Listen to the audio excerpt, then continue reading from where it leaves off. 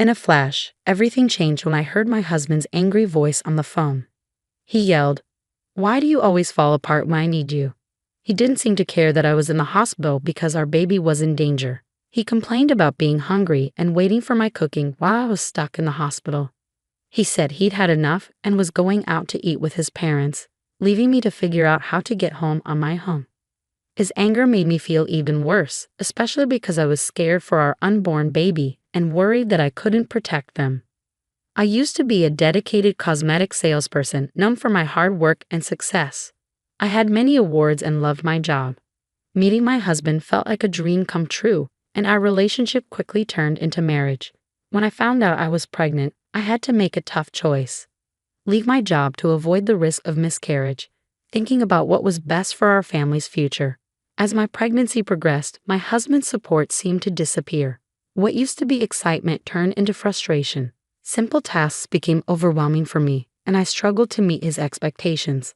He would ask, "Where's my lunch?" and then criticize the simple sandwiches I made, saying I couldn't handle smells. He dismissed my difficulties with, "Pregnancy is not an illness," making me feel alone in my struggles. This was so different from the man I had fallen in love with. He stopped coming to doctor's visits and showed less concern for the household chores that were becoming too much for me. Our home, once filled with love and respect, felt like a constant battle as I tried to protect both myself and our baby. I hoped that we'd eventually find our way back to understanding each other. Maybe he's just tired and stressed from mentoring a new person at work.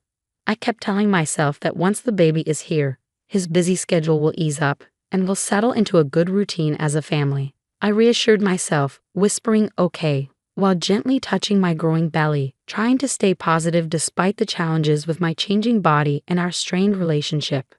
Things between my husband and me haven't improved. On top of that, my in-laws have started showing up unannounced, which has added to my stress. They criticize the cleanliness of our home and worry about how we'll manage with the baby, but they still expect me to serve them food right away. I feel overwhelmed and unprepared, and their visits always end with disappointment. My husband never stands up for me and seems to agree with their criticisms, making me feel like I'm not good enough. One day, while heavily pregnant and sent out to buy groceries, I collapsed from exhaustion.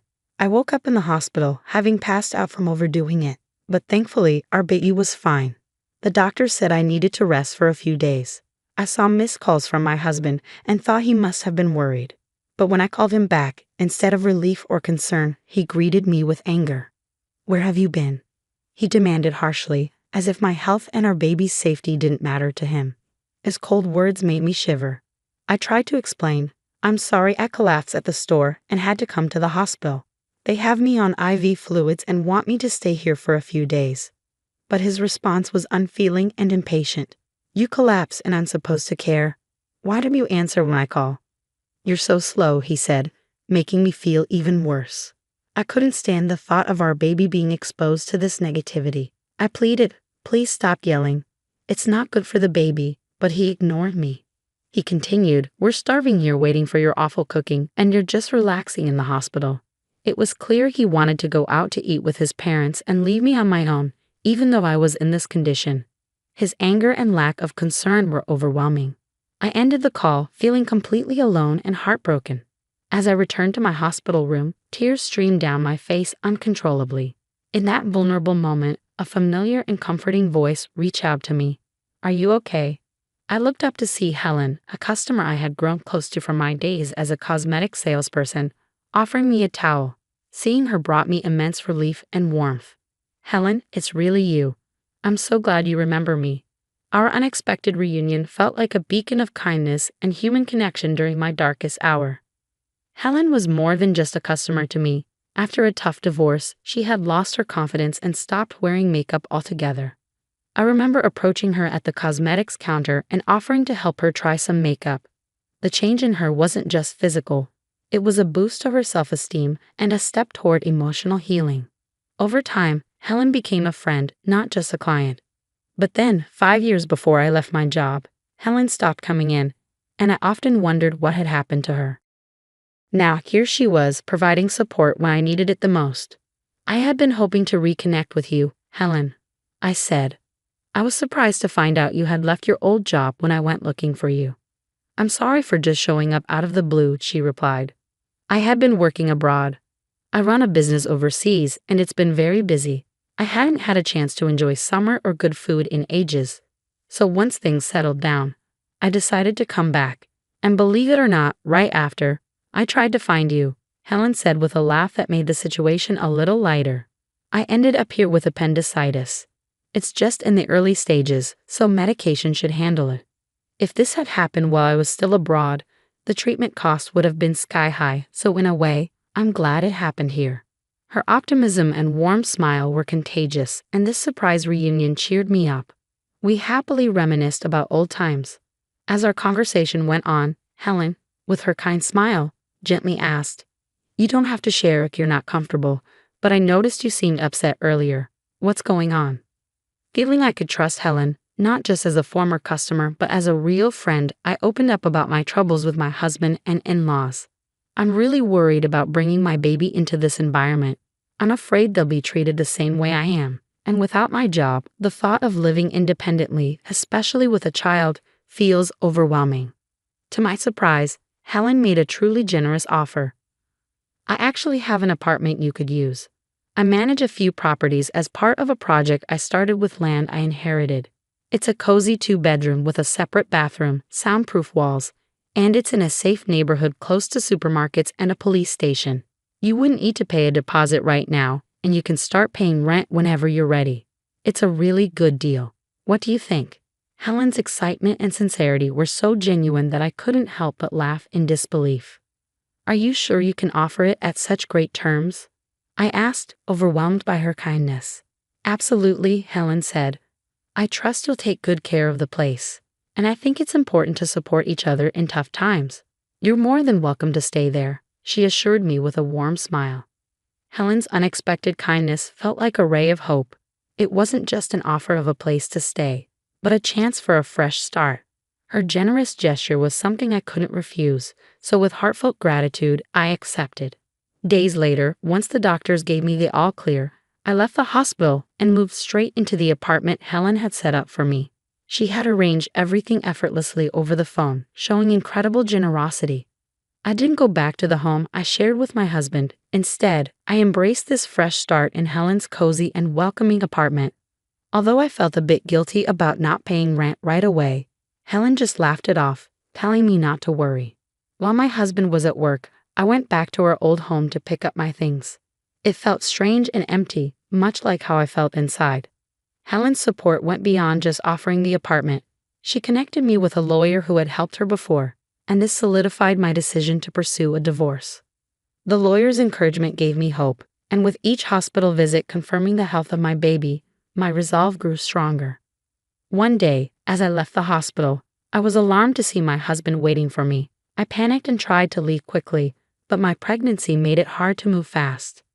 He confronted me about the lawyer and our living situation, gripping my arm tightly. I stood my ground, insisting that any discussions about the divorce, compensation, or child support should be handled through the lawyer. I refused to return home with him. As he tried to force me to go back, a young woman stepped in to help. Rebecca, as she introduced herself, immediately stood in front of me, showing clear protection. Her familiar interaction with my husband George revealed the underlying tension. Rebecca firmly told George he couldn't take me against my will, and even threatened to call the police. Her determination and the mention of the police were enough to shift the situation, giving me a glimmer of hope and the strength to assert myself. Seeing Rebecca's seriousness, George looked frightened and quickly left. I felt a wave of relief that nearly made my legs buckle. Rebecca immediately came to my side to support me. "Are you okay?" she asked, and I apologized, feeling overwhelmed by relief. Rebecca quickly called a taxi for me, insisting on making sure I got home safely. Despite feeling bad for causing her trouble, she reassured me it was no problem. When I told her my address, she was surprised to learn that I lived just below her. It was a happy coincidence that we were neighbors. Rebecca, cheerful and kind, turned out to be a new employee at George's workplace. She had reported his inappropriate behavior, which led to him being removed as her mentor. George was known for his lack of empathy toward female employees, often making insensitive comments about personal issues like menstruation and marriage. Rebecca shared that George's behavior wasn't just a problem at work. I had experienced it firsthand during my pregnancy. 3 weeks after meeting Rebecca, we had become good friends, enjoying dinners together. She shared that George had been moved to a subsidiary company after multiple complaints and problems at work. Interestingly, Rebecca was Helen's daughter, the same Helen who owned the apartment I was staying in. George had previously bragged about handling Helen's account, but his poor behavior led to his demotion. Helen had pushed for George's transfer after learning about his actions both at work and toward me. Rebecca, determined to address workplace issues on her own merit, had only acted after realizing my connection to her mother. Helen had encouraged Rebecca to gather and present evidence against George, which led to his transfer. With George's reduced income and increased workload, his position had changed significantly. Helen, drawing on her experience, advised me to stay firm and not be swayed by George's attempts to gain sympathy, which was incredibly reassuring. After I decided to divorce George, he tried to contact me through the lawyer, expressing how tough work was and how much he missed me. He even apologized and asked me to come back, but I remained resolute in my decision to divorce, supported by Helen. George had no choice but to accept the divorce and agree to the terms for child support and damages. As time went on, I faced a new challenge with my in-laws, especially my father-in-law, who was overly excited about the baby being a boy. I sensed trouble brewing, and it wasn't long before my in-laws made their move. One day, while I was heading out, my father-in-law grabbed my arm. He had followed Rebecca, thinking he would confront her, but then saw me and demanded that I give up my baby once born, claiming the baby was the family's heir. Despite my efforts to free myself, his grip was too strong. Just then, Rebecca's firm voice demanded he let me go. In a swift motion, she used a judo technique to throw him. Rebecca, a top-ranked judoka with national titles, had mastered judo to protect herself and her mother during difficult times. She confronted my father-in-law, criticizing him for ignoring George's actions and trying to interfere in my life. She defended my right to start over and made it clear that their meddling was unacceptable. The sound of approaching sirens revealed that Rebecca had called for help before coming to my rescue. My mother-in-law, who had been waiting in a nearby car, watched quietly as the police arrived and took both her and my father-in-law away. My father-in-law was arrested, and after some reflection, my mother-in-law decided to divorce him and start a new life in the countryside. George tried to persuade his mother to let him come with her, saying he was fed up with his job and the family drama, but she firmly rejected him. Through the lawyer, my mother-in-law sent her apologies and left some money as a gesture of goodwill. Helen explained that it's common for people to feel lost after leaving a marriage and that the money was likely her way of apologizing and supporting my son's future. I was surprised by her support, given her past behavior, but grateful for her attempt to make amends. After finalizing the divorce, I gave birth to a healthy baby boy. My mother-in-law chose to live in the countryside, preferring solitude over staying with George. When my father-in-law was released from custody, he found that the house had been demolished by my mother-in-law before she left. He ended up moving in with George, which only led to more problems and eventually caused George to resign from his job due to a damaged reputation. Despite the upheaval, child support payments continued to come in reliably, likely managed by Helen and the lawyer. Rebecca was recognized at work for her efforts and became a project leader, earning admiration from her colleagues. Helen's projects, including women-only properties and housing for foreigners, were thriving. As for me, once my son was old enough, I planned to return to work. Helen had offered me a position at a new high-end cosmetics store she was opening. She continued to support me and showed affection for my son, as if he were her own grandchild. Rebecca also made time to visit us. Both of them reminded me of the strength and kindness that had carried me through the toughest times. I was determined to be as strong and protective of my son as these incredible women had been for me. You lying, cheating bastard! The words burned in my throat as I stared at the damning photos spread across our kitchen table. My husband Zach embracing my own sister Erin, the two people I trusted most in this world, entangled in a sordid affair. My hands shook as I flipped through image after image, each one a dagger to my heart. Zach's strong arms wrapped around Erin's slender waist, her hands caressing his face, staring into his eyes with undisguised lust, and the worst one, their lips locked in a passionate kiss, brazenly out in public without a care. I wanted to scream, to rage, to tear the photos to shreds, but I could only stand there, frozen, as the magnitude of their betrayal crashed over me in icy waves. 10 years, a decade of marriage, of love, of building a life together, did it mean nothing to him? And Erin, my baby sister, how could she do this to me? I practically raised her after Mom went back to work. She was my best friend, my confidant. I trusted her with everything. Bile rose in my throat as my mind raced, trying to process this nightmare. When did it start? All those late nights Zach was working. The weekends Erin would visit friends. God, how far back did this go? Have they been laughing at me this whole time? The naive, trusting fool? The front door slammed and I heard Zach whistling as he walked in, so carefree, so unburdened. Oblivious to the bomb about to detonate our sham of a marriage. "Lana, you home, babe?" he called out from the foyer. "Babe." The casual endearment made me want to vomit. I opened my mouth but no sound came out, my throat choked with anguish and rage. His footsteps approached the kitchen and he sauntered in, his eyes widening as he took in my rigid stance and the photos littering the table. "Lana, I can explain," he started, but I cut him off. "Explain? Explain what?" I hissed, my voice shaking. "That you've been screwing my sister? That you two have been carrying on an affair behind my back?" Zach at least had the decency to blanch, his face draining of color. "It's not what it looks like." "Spare me the cliches," I spat. "I'm not an idiot, Zach. The pictures don't lie, even if you clearly do."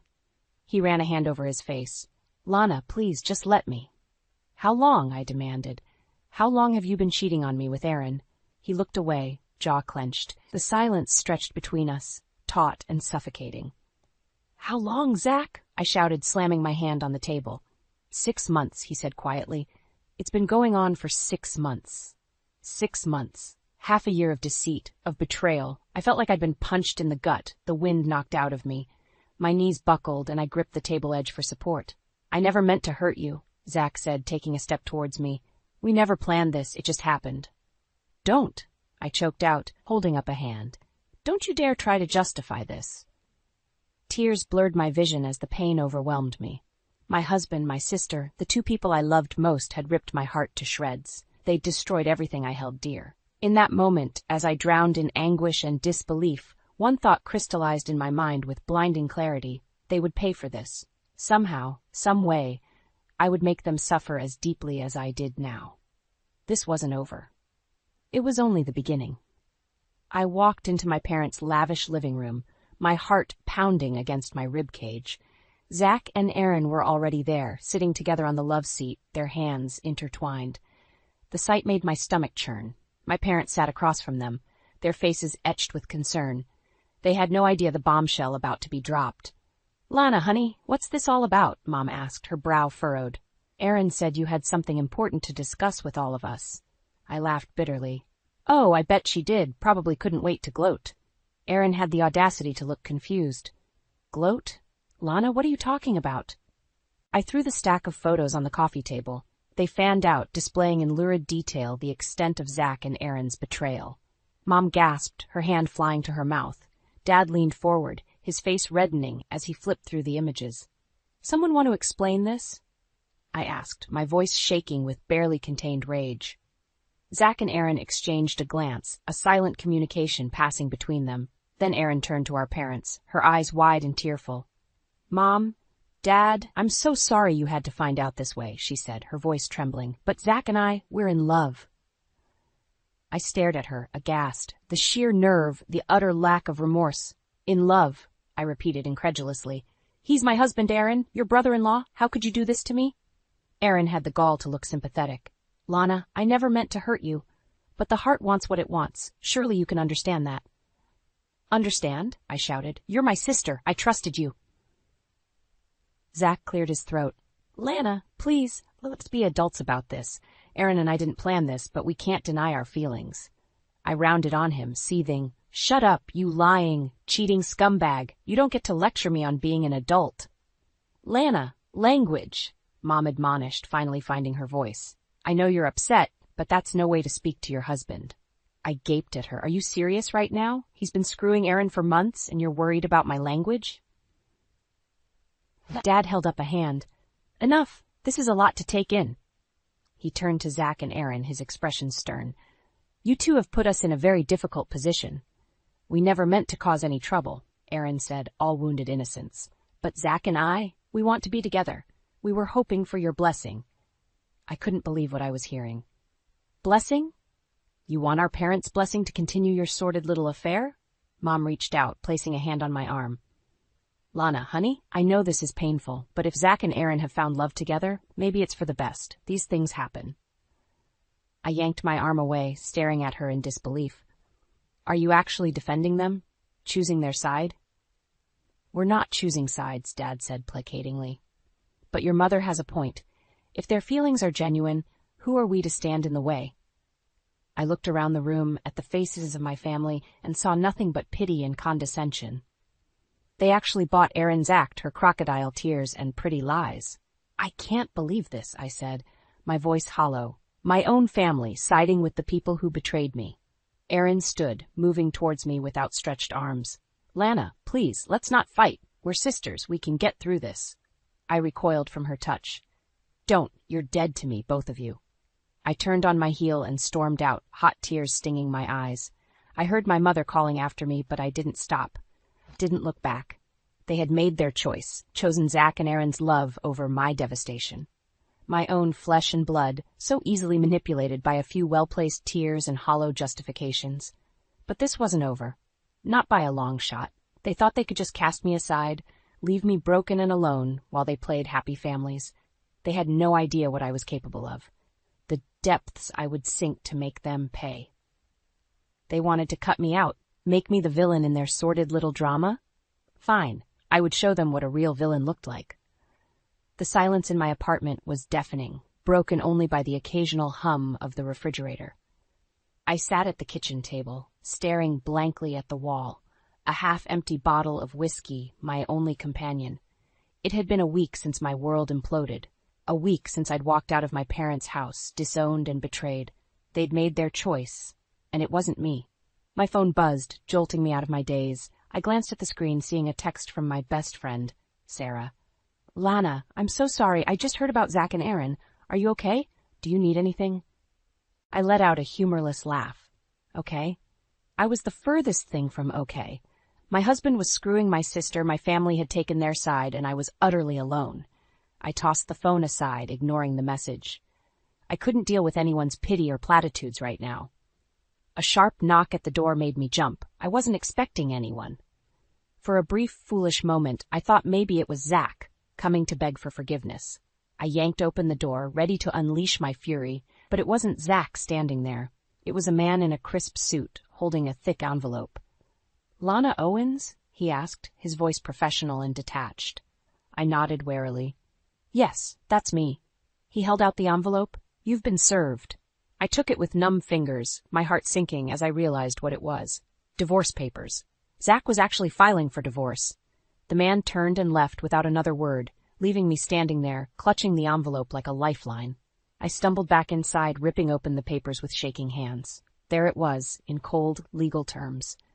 Zach was petitioning for a no-fault divorce, citing irreconcilable differences. He wanted to split our assets evenly and move on with his life. With Aaron. Rage boiled up inside me, hot and all-consuming. How dare he? How dare he try to just walk away, like our 10 years together meant nothing? I grabbed my phone, dialing Zach's number with furious jabs. It rang once, twice, twat, before clicking over to voicemail. You coward! I screamed into the phone. You think you can just serve me with divorce papers and wash your hands of me? You think you can just run off with my sister and live happily ever after? I was pacing now, my voice rising with each word. You destroyed our marriage, our life together. You betrayed me in the worst possible way, and now you want to just walk away like it never happened?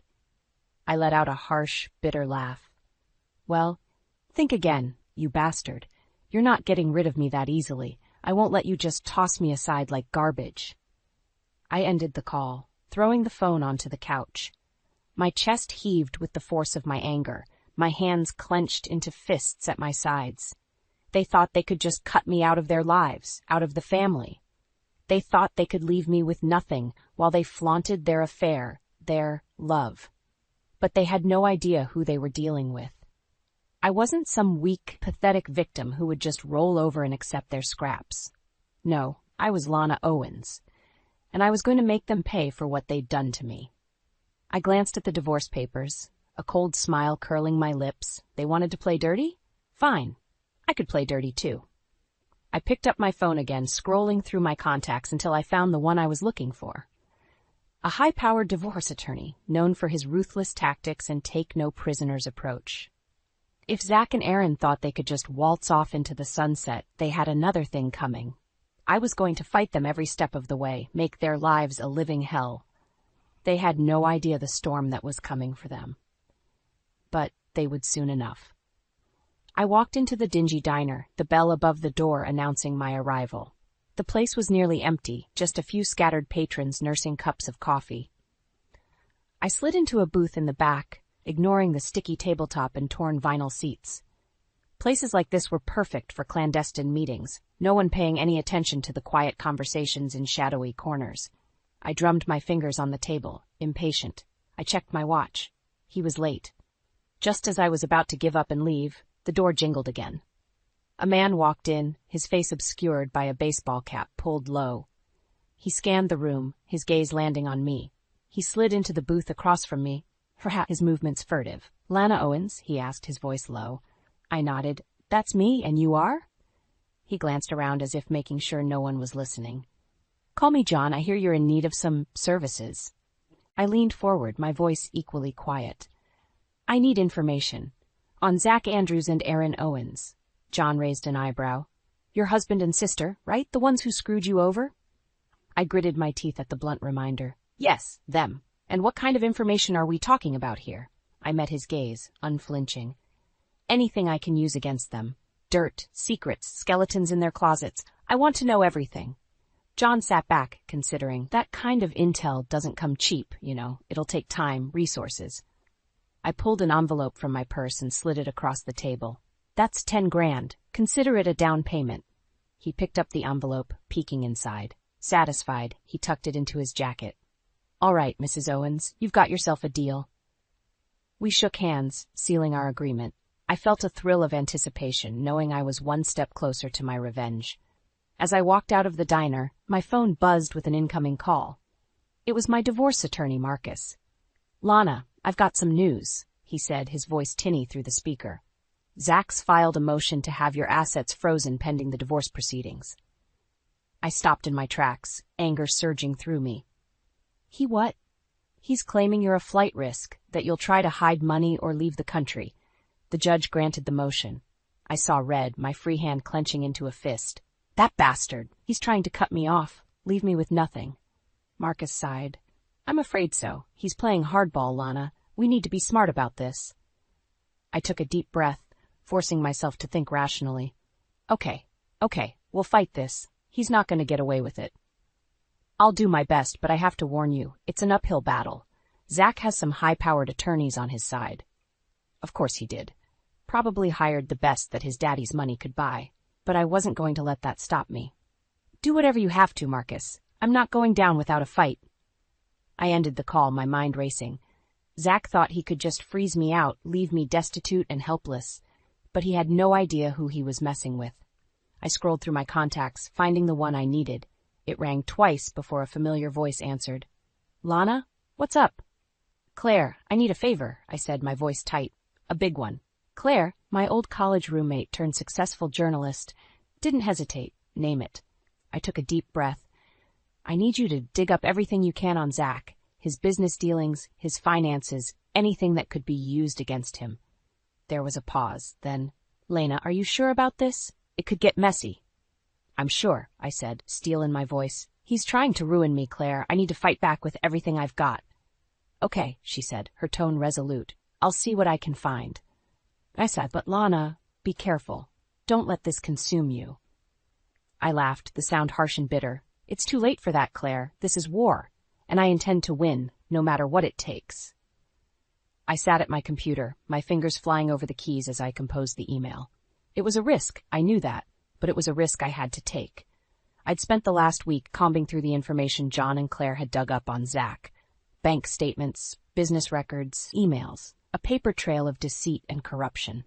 Zach had been embezzling money from his company for years, funneling it into offshore accounts. He'd been making shady deals, bribing officials, cutting corners, all while presenting himself as a pillar of the community, a loving husband and family man. It made me sick, knowing I'd been married to such a fraud, but it also gave me the ammunition I needed to take him down. I attached the incriminating files to the email, my finger hovering over the send button. This would go to the FBI, the IRS, the media, anyone who could expose Zach's crimes and bring him to justice. But I hesitated. As much as I wanted to see Zach pay for what he'd done, I knew this would also destroy my family. My parents, who had taken his side, who had believed his lies, they would be dragged through the mud right along with him. Was I really willing to do that? To burn down everything, even the innocent bystanders, in my quest for vengeance? A knock at the door startled me out of my thoughts. I minimized the email, my heart pounding. Who could it be at this hour? I crept to the door, peering through the peephole. My stomach dropped. It was Erin. I yanked open the door, glaring at her. "What the hell are you doing here?" She pushed past me, inviting herself in. "We need to talk, Lana." I slammed the door shut. "I have nothing to say to you." Erin spun to face me, her expression pleading. "Please, just hear me out. I know you're angry, and you have every right to be, but this vendetta, this path you're on, it's not going to end well." I laughed, the sound harsh and bitter. "And you care so much about my well-being, right? The sister who stole my husband, who ruined my life." She flinched but stood her ground. "I'm not going to apologize for falling in love, Lana. I know it hurts, but sometimes these things just happen." I saw red, my hands clenching into fists. "Falling in love? Is that what you call it? Betraying me, lying to me, sneaking around behind my back for months?" Erin had the audacity to look wounded. "It wasn't like that. We never meant to hurt you." "But you did," I screamed, the dam finally breaking. "You destroyed everything. My marriage, my family, my whole damn life." Tears streamed down my face, hot and angry. Erin reached for me, but I slapped her hand away. "Don't you dare touch me," I hissed. "You lost that right the second you climbed into bed with my husband." Erin's face hardened, her eyes flashing. "Fine, you want to wallow in your bitterness and rage? Go ahead. But I'm warning you, Lana. If you go through with this, if you try to take Zach down, you'll only be hurting yourself in the end."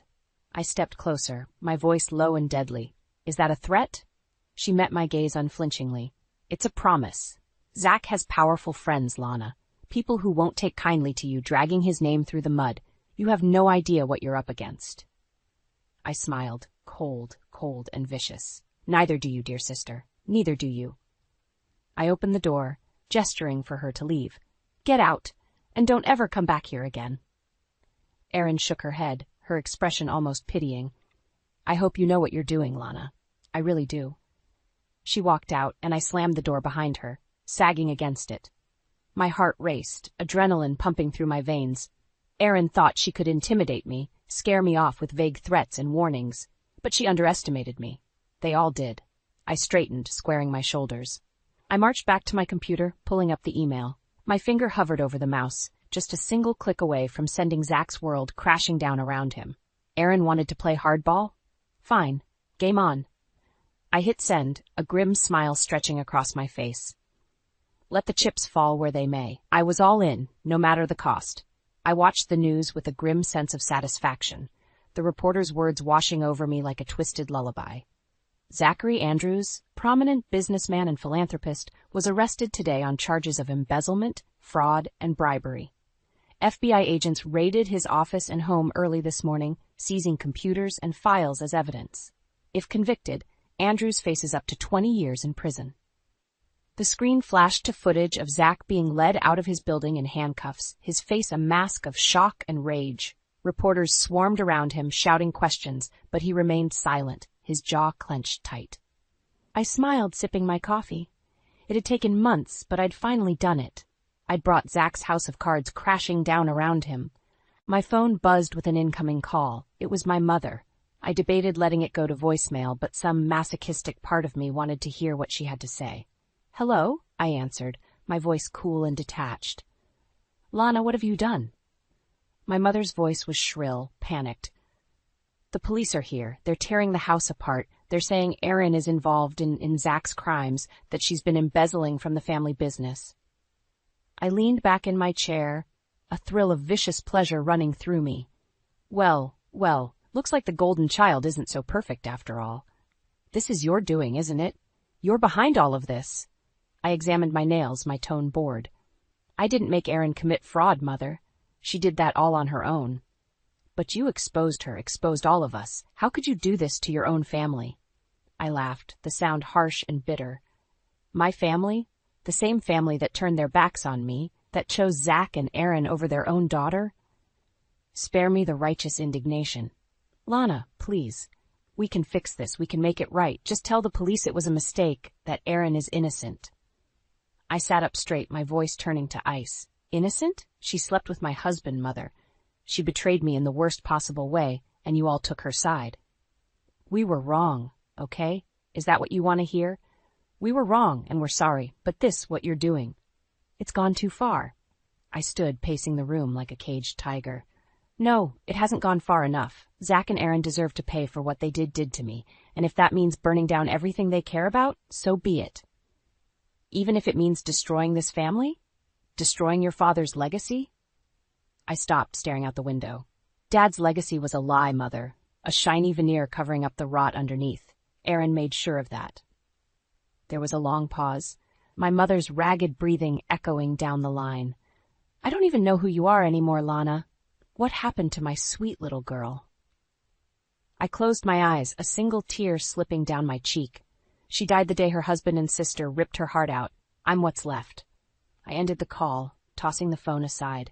I knew I should feel something, remorse, guilt, regret, but I only felt a grim sense of resolution. Zach and Erin had built their perfect little world on a foundation of lies and betrayal, and I'd made it my mission to expose those lies, to make them face the consequences of their actions. My phone buzzed again, an incoming text from John. It's done. Zach's assets have been seized, his accounts frozen, Erin's being questioned by the FBI as we speak. I smiled, a true, genuine smile. It was really happening. My revenge was complete. I knew there would be fallout, repercussions I couldn't even begin to predict. My family would never forgive me, my own reputation would be tarnished by association. But in that moment, as I watched Zach's mugshot flash across the screen, I couldn't bring myself to care. They had destroyed my life, my future. It was only fair that I returned the favor, an eye for an eye, as they say, and I'd made damn sure they paid their debt in full. I walked into the courtroom, my head held high, my designer suit impeccable. It had been 6 months since Zach's arrest, 6 months of watching his world crumble piece by piece, and today it all came to a head. Zach's sentencing hearing, where he would finally face the consequences of his actions. I took my seat in the front row, ignoring the whispers and stares from the packed gallery. I was a pariah now, the vengeful ex-wife who had brought down a pillar of the community. But I didn't care. Let them judge me. They had no idea the hell I'd been through, the betrayal I'd endured. The door at the back of the courtroom opened and Zach was let in, flanked by 2 bailiffs. He looked haggard, defeated, his once tailored suit hanging off his frame. Our eyes met for a brief moment and I saw a flicker of hatred, of fury, but it was quickly replaced by fear as he took his seat at the defendant's table. The judge entered, a stern-faced woman with steel-gray hair. She looked out over the courtroom, her gaze settling on Zach. Zachary Andrews, you have been found guilty of multiple counts of embezzlement, fraud, and bribery. These are serious crimes, ones that undermine the very fabric of our society. Zach's lawyer stood, clearing his throat. Your Honor, my client deeply regrets his actions and takes full responsibility. He has already made restitution to his victims and is committed to turning his life around. The judge raised an eyebrow. Is that so? Then perhaps you can explain why Mr. Andrews continued to engage in illegal activities even after his arrest, attempting to hide assets and intimidate witnesses? Zach's face paled and he sank lower in his seat. I smiled to myself, remembering the anonymous tip I'd sent to the prosecutor's office. Nothing to say, Mr. Andrews? The judge shook her head. Very well.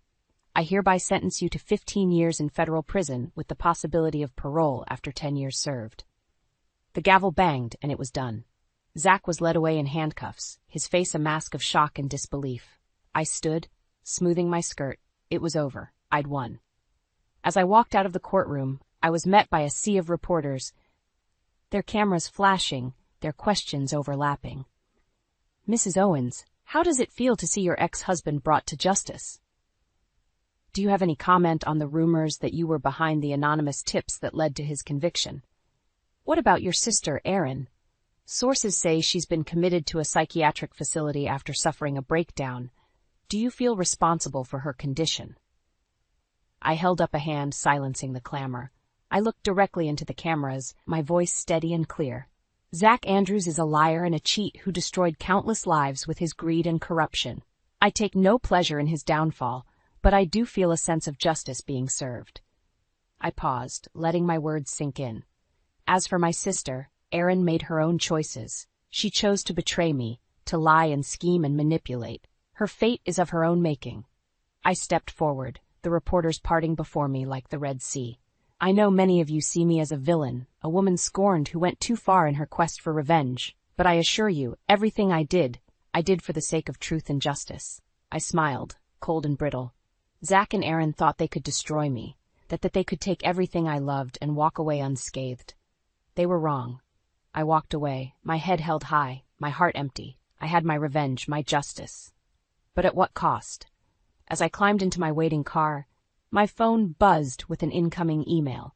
It was from my lawyer, with the subject line, Estate of Paul and Diane Owens.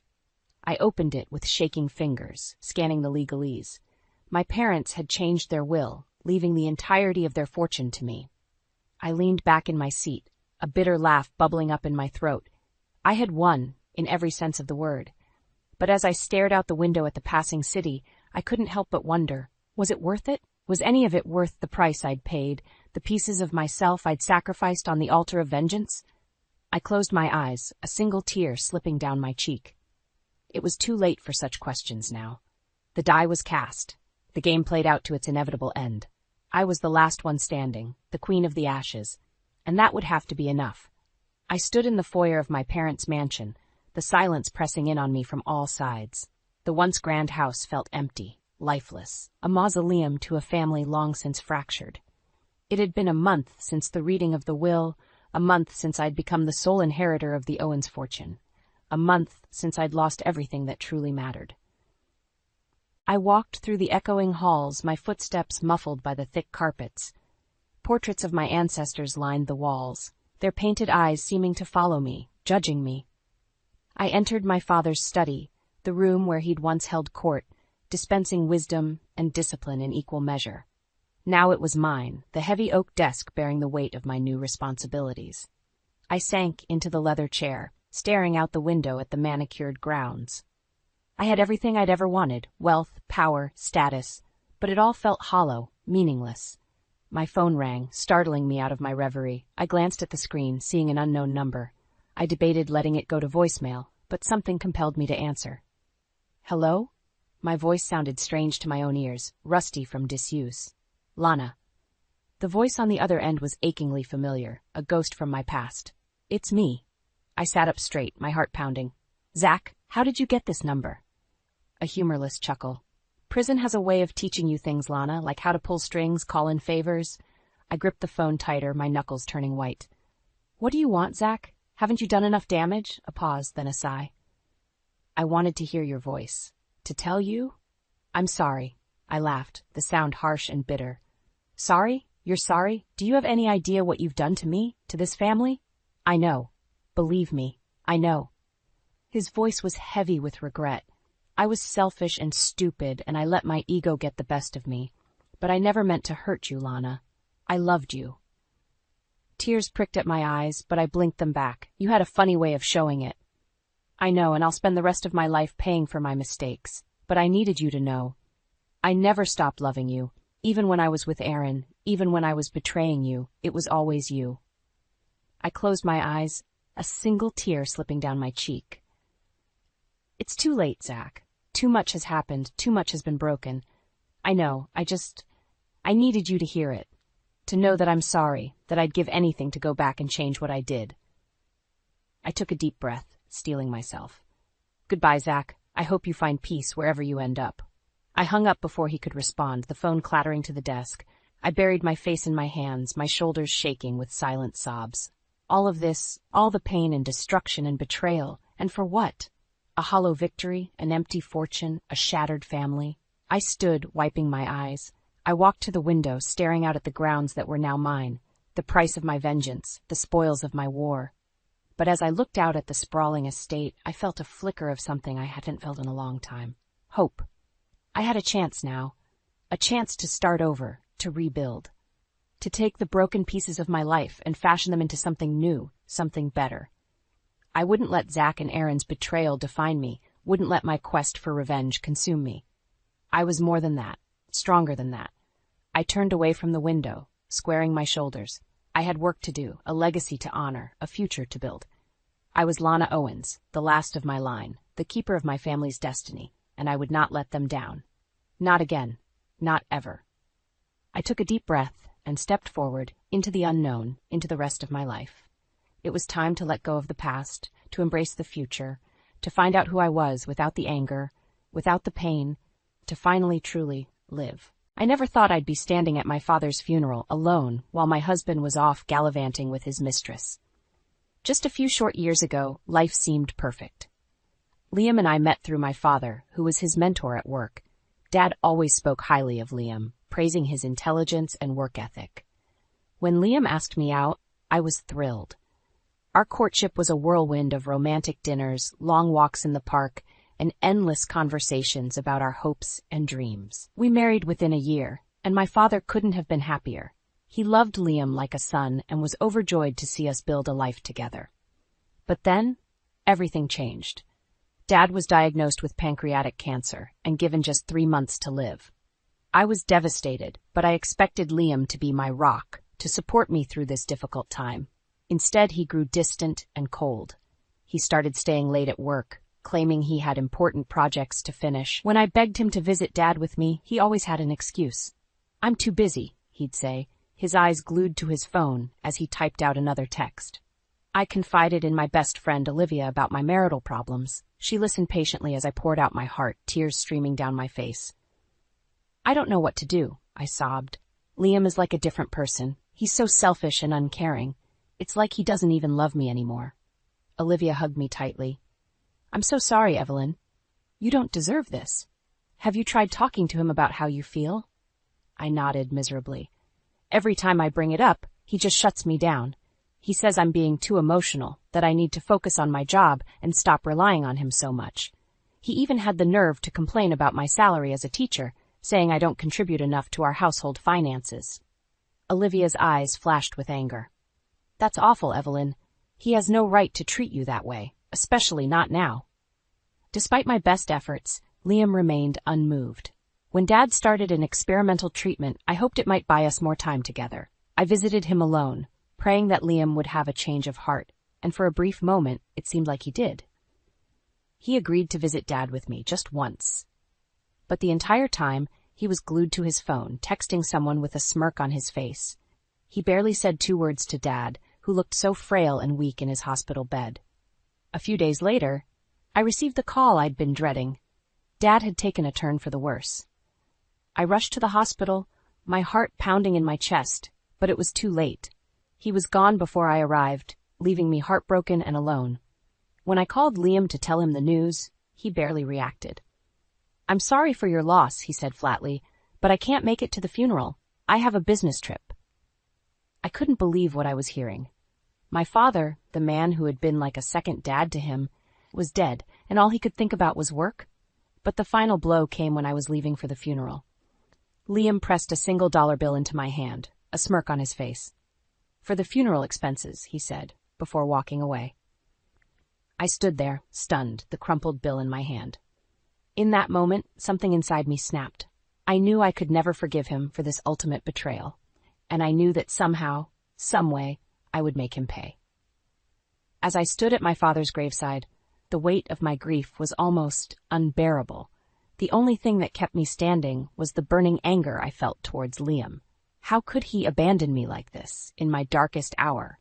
How could he be so callous, so unfeeling? I barely registered the condolences of the other mourners, their words washing over me like a distant tide. All I could think about was the way Liam had treated me, the way he had betrayed my father's memory. I clutched the single-dollar bill he had given me, my fingers trembling with rage. After the funeral, I returned home to an empty house. Liam was still away on his business trip, and I couldn't bear the thought of being alone with my thoughts. I called Olivia, my voice shaking as I asked her to come over. When she arrived, I collapsed into her arms, sobbing uncontrollably. "I can't do this anymore," I choked out. "I can't be married to a man who treats me like this." Olivia rubbed my back soothingly. "I know, honey. I'm so sorry you're going through this, but you're not alone. I'm here for you, no matter what." We sat together on the couch, sipping tea and talking for hours. Olivia listened patiently as I poured out my heart, my anger and grief spilling out in equal measure. "I just don't understand how he could be so cruel," I said. "My father loved him like a son, and this is how he repays him?" Olivia's eyes narrowed. "You know, Evelyn, I've been thinking. What if there's more to this than meets the eye? What if Liam is hiding something from you?" I frowned. "Like what?" "Like an affair," Olivia said bluntly. "It would explain why he's been so distant, why he's always on his phone, and why he didn't want to visit your dad in the hospital." I felt like I had been punched in the gut. An affair? Could it be true? I thought back to all the late nights at work, the secretive texts, the way Liam had pulled away from me. It all started to make a twisted kind of sense. "But how can I know for sure?" I asked, my voice trembling. Olivia leaned forward, her eyes glinting with determination. "We hire a private investigator. We find out the truth once and for all, and then we make him pay for what he's done to you." I hesitated for a moment, my mind reeling. Did I really want to go down this path? Did I want to stoop to Liam's level to seek revenge? But then I thought of my father, of the way Liam had betrayed him. And I knew that I had no choice. "Okay," I said, my voice barely above a whisper. "Let's do it." The next few weeks passed in a blur. Olivia and I met with the private investigator, a grizzled ex-cop named Jack. He listened to my story with a sympathetic ear, his eyes hardening as I described Liam's behavior. "Don't worry, Mrs. Thompson," he said. "We'll get to the bottom of this, and if your husband is cheating on you, we'll catch him red-handed." I tried to go about my life as normally as possible, but it was hard. Every time Liam walked through the door, I felt a surge of anger and betrayal. I couldn't look him in the eye, couldn't bear to be in the same room as him. And still, he seemed oblivious to my pain, lost in his own selfish world. 2 months after my father's funeral, Jack called me with the news I had been dreading. "Mrs. Thompson," he said, his voice grave, "we have evidence that your husband is having an affair with a coworker named Sophia. I'm sorry to be the one to tell you this, but I thought you should know." I felt like the ground had dropped out from under me. So it was true. Liam had betrayed me in the worst possible way. And now I knew what I had to do. I had to make him pay for what he had done. I had to destroy him, just as he had destroyed me. The evidence of Liam's affair felt like a knife twisting in my gut. I couldn't eat, couldn't sleep, couldn't focus on anything but the betrayal that had shattered my world. I went through the motions of my daily life, teaching my classes and grading papers, but inside I was a wreck. Liam, on the other hand, seemed completely unfazed. He continued to stay late at work, to spend hours on his phone texting God knows who. When he was home, he was distant and irritable, snapping at me over the smallest things. One evening, as we sat in stony silence at the dinner table, Liam finally spoke.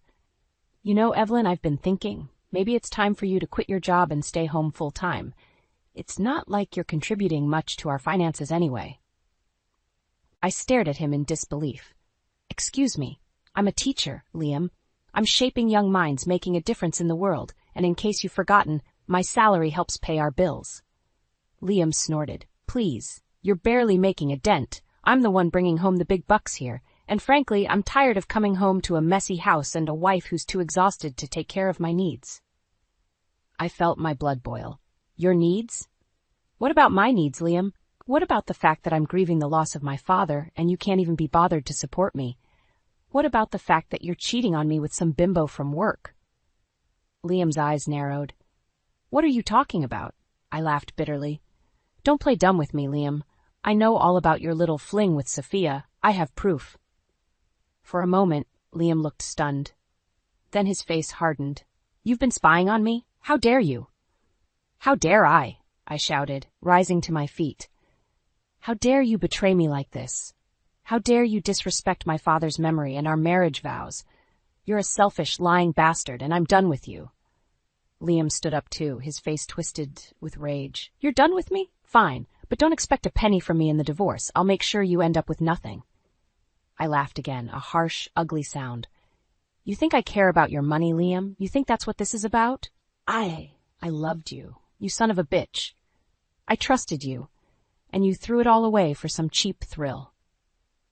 Liam grabbed his coat and stormed out of the house, slamming the door behind him. I sank back into my chair, my body shaking with anger and grief. I knew then that there was no going back. My marriage was over, and the man I had once loved was dead to me. The next day, I called Olivia and told her everything.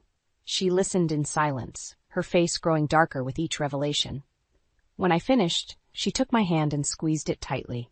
"Evelyn, I'm so sorry. I can't imagine how much pain you must be in right now. But you're not alone in this.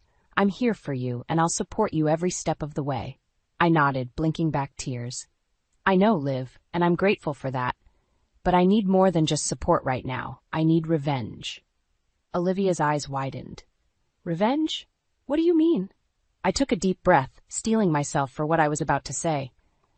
"I want to destroy Liam. Liv, I want to ruin his life just like he ruined mine. I want to take everything from him and leave him with nothing." Olivia was silent for a long moment. Then she nodded slowly. "Okay, if that's what you need to do, then I'm with you.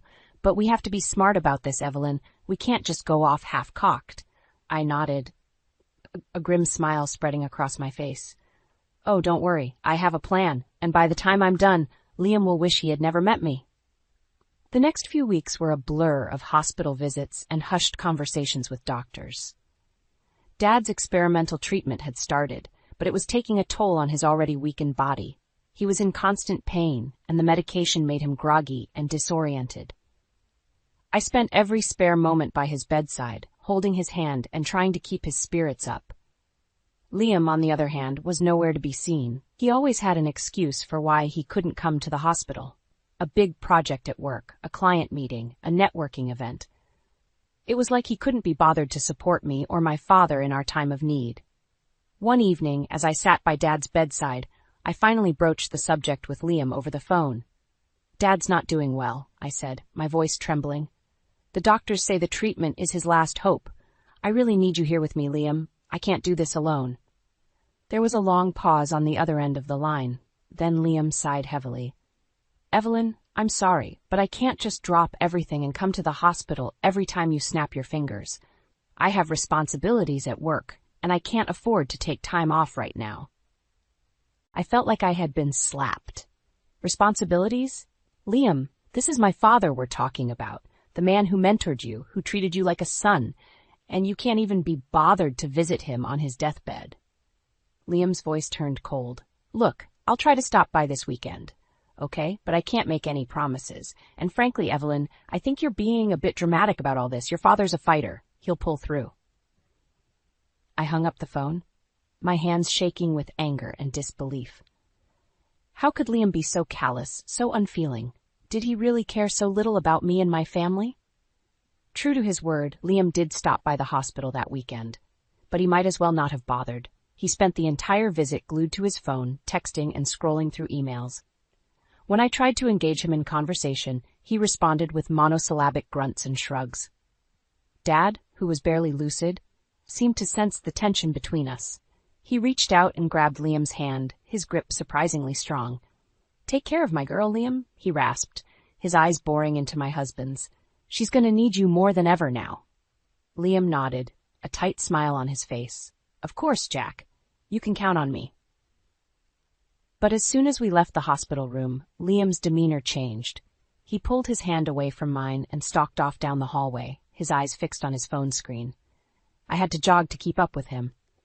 "Liam, wait," I called out. "Can we talk about this? About us?" Liam spun around, his face twisted with annoyance. "There's nothing to talk about, Evelyn. I came to the hospital, just like you asked. What more do you want from me?" I stared at him, my heart breaking into a million pieces. I want you to be here for me, Liam. I want you to support me, to love me, to be the husband you promised to be when we got married. Liam rolled his eyes. God, Evelyn, you're so needy. I can't be your emotional crutch every time something bad happens. I have my own life, my own needs, and right now, those needs don't include sitting around a hospital room watching your father die. With that, he turned and walked away, leaving me standing alone in the hallway, tears streaming down my face. In that moment, I knew that my marriage was truly over. Liam had shown his true colors, and they were ugly and selfish and cruel. And I knew that I would never forgive him for abandoning me when I needed him most. The call came in the middle of the night, jolting me out of a restless sleep. It was the hospital, telling me that Dad had taken a turn for the worse, and that I needed to come right away. I stumbled out of bed, my heart pounding in my chest, and raced to the hospital as fast as I could. But I was too late. By the time I arrived, Dad was gone, his body still and lifeless on the hospital bed. I collapsed into the chair beside him, sobbing uncontrollably, my entire world shattered into a million pieces. I don't know how long I sat there, holding Dad's hand and crying until I had no tears left. At some point, a nurse came in and gently told me that I needed to leave, that they had to prepare Dad's body for the funeral home. I nodded numbly and stumbled out of the room, my legs barely able to support my weight. I called Liam on the way home, my voice thick with tears. Dad's gone, I choked out. He passed away before I could get to the hospital. There was a long pause on the other end of the line. Then Liam sighed heavily. I'm sorry for your loss, Evelyn. But I told you, I have a business trip this weekend. I can't just cancel it at the last minute. I felt like I had been punched in the gut. A business trip? Liam, my father just died. I need you here with me, not off schmoozing with clients. Liam's voice turned cold. Evelyn, I have responsibilities at work. I can't just drop everything because your father passed away. You're going to have to handle this on your own. I couldn't believe what I was hearing. Handle it on my own? Liam, I'm your wife. We're supposed to support each other through things like this. How can you be so heartless? Liam sighed again, like I was being unreasonable. Look, I'll try to make it back for the funeral, okay? But I can't promise anything. And frankly, Evelyn, I think you're overreacting. People die all the time. It's a part of life. I hung up the phone, my hands shaking with anger and disbelief. How could Liam be so callous, so unfeeling? Did he really care so little about me and my family? The day of the funeral arrived, and I woke up to an empty bed. Liam had already left for his business trip, leaving me to face the day alone. I dressed mechanically, my mind numb with grief, and drove to the funeral home in a daze. The service was a blur of tearful eulogies and somber hymns. I sat in the front row, my eyes fixed on Dad's casket, barely registering the words being spoken. Olivia sat beside me, holding my hand tightly, her presence the only thing keeping me from falling apart completely. After the service, I stood by the casket, accepting condolences from friends and family. Liam was nowhere to be seen, and I felt a fresh wave of anger and betrayal wash over me. How could he abandon me like this, on the worst day of my life? As I was leaving the funeral home, Liam's car pulled up beside me. He rolled down the window and held out a $1 bill, a smirk on his face. For the funeral expenses, he said, his voice dripping with sarcasm. I stared at him in disbelief, my grief giving way to pure, unadulterated rage. I snatched the dollar bill from his hand and crumpled it in my fist, my eyes blazing with fury. You bastard, I hissed. How dare you show your face here after everything you've done? How dare you disrespect my father's memory like this? Liam's smirk only widened. Oh, come on, Evelyn. It's just a joke. Lighten up a little. I shook my head, my voice trembling with anger. No, Liam, this is the last straw. I'm done with you, and I'm done with this marriage. I want a divorce. Liam's face hardened. Fine, but don't expect a penny from me, Evelyn. I'll make sure you end up with nothing. I laughed bitterly. I don't want your money, Liam. I want my life back, and I'm going to get it one way or another. With that, I turned and walked away, the crumpled dollar bill still clenched in my fist. I knew that the road ahead would be hard, but I also knew that I was strong enough to survive it. And I knew that I would make Liam pay for what he had done, no matter what it took. The weeks after Dad's funeral passed in a haze of grief and anger. I went through the motions of my daily life, but inside I was a wreck, consumed by thoughts of Liam's betrayal and my own desire for revenge. I knew that I couldn't let him get away with what he had done, but I didn't know where to start. One evening, as Olivia and I sat on my couch, sipping wine and trying to make sense of everything that had happened, she turned to me with a serious expression on her face.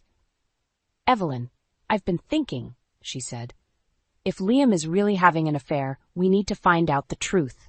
We need to hire a private investigator." I stared at her, my heart pounding in my chest. "A private investigator? Liv, I don't know if I can afford that." Olivia shook her head.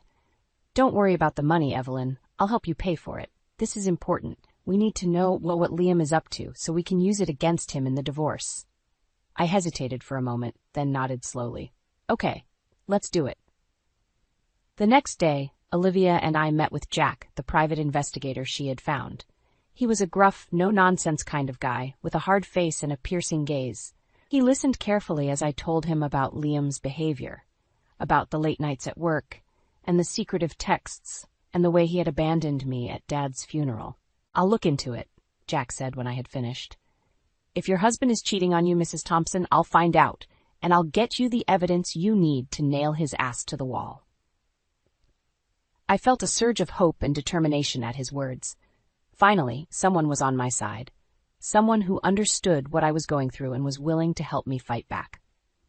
For the next 2 months, Jack worked tirelessly on my case, tailing Liam and gathering evidence of his affair.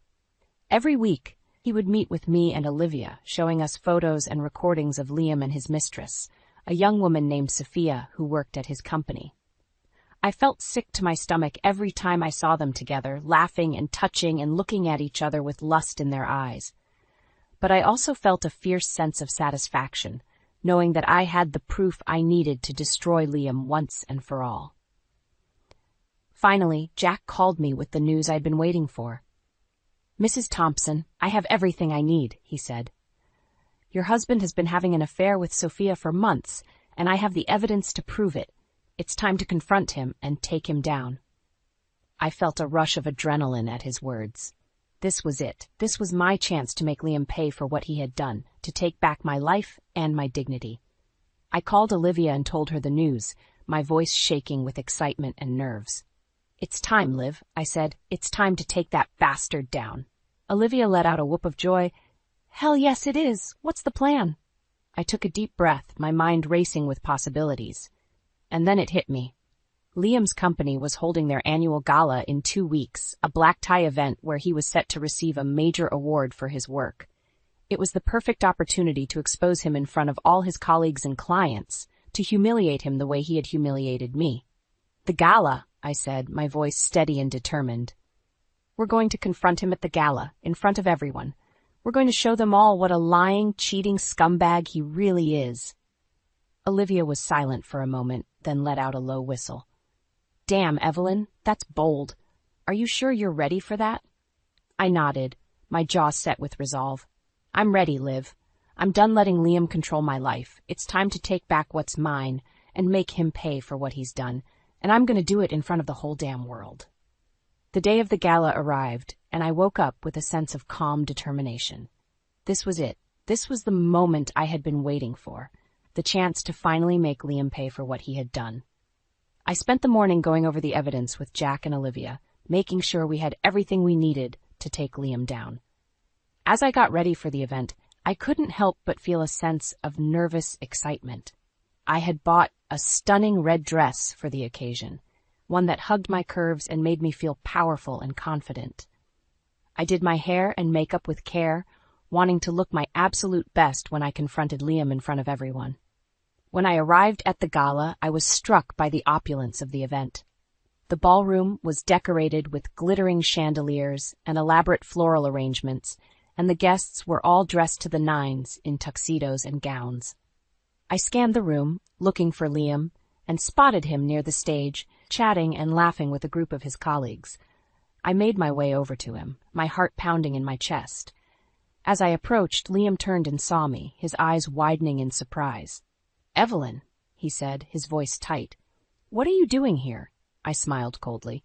"I'm here to support my husband, of course. Isn't that what a good wife does?" Liam's face hardened. I thought I made it clear that I didn't want you here tonight. I shrugged. Too bad. I have every right to be here, Liam. After all, we're still married, aren't we? Just then, I saw Sophia approaching from across the room, a smug smile on her face. She was wearing a tight black dress that left little to the imagination, and I felt a surge of anger and disgust at the sight of her. Liam, darling, she purred, slipping her arm through his. Who's this? I stepped forward, my eyes blazing with fury. I'm his wife, you little slut, and I have something to say to both of you. Liam's face turned red with anger. Evelyn, don't you dare. But I cut him off, my voice ringing out loud and clear across the ballroom.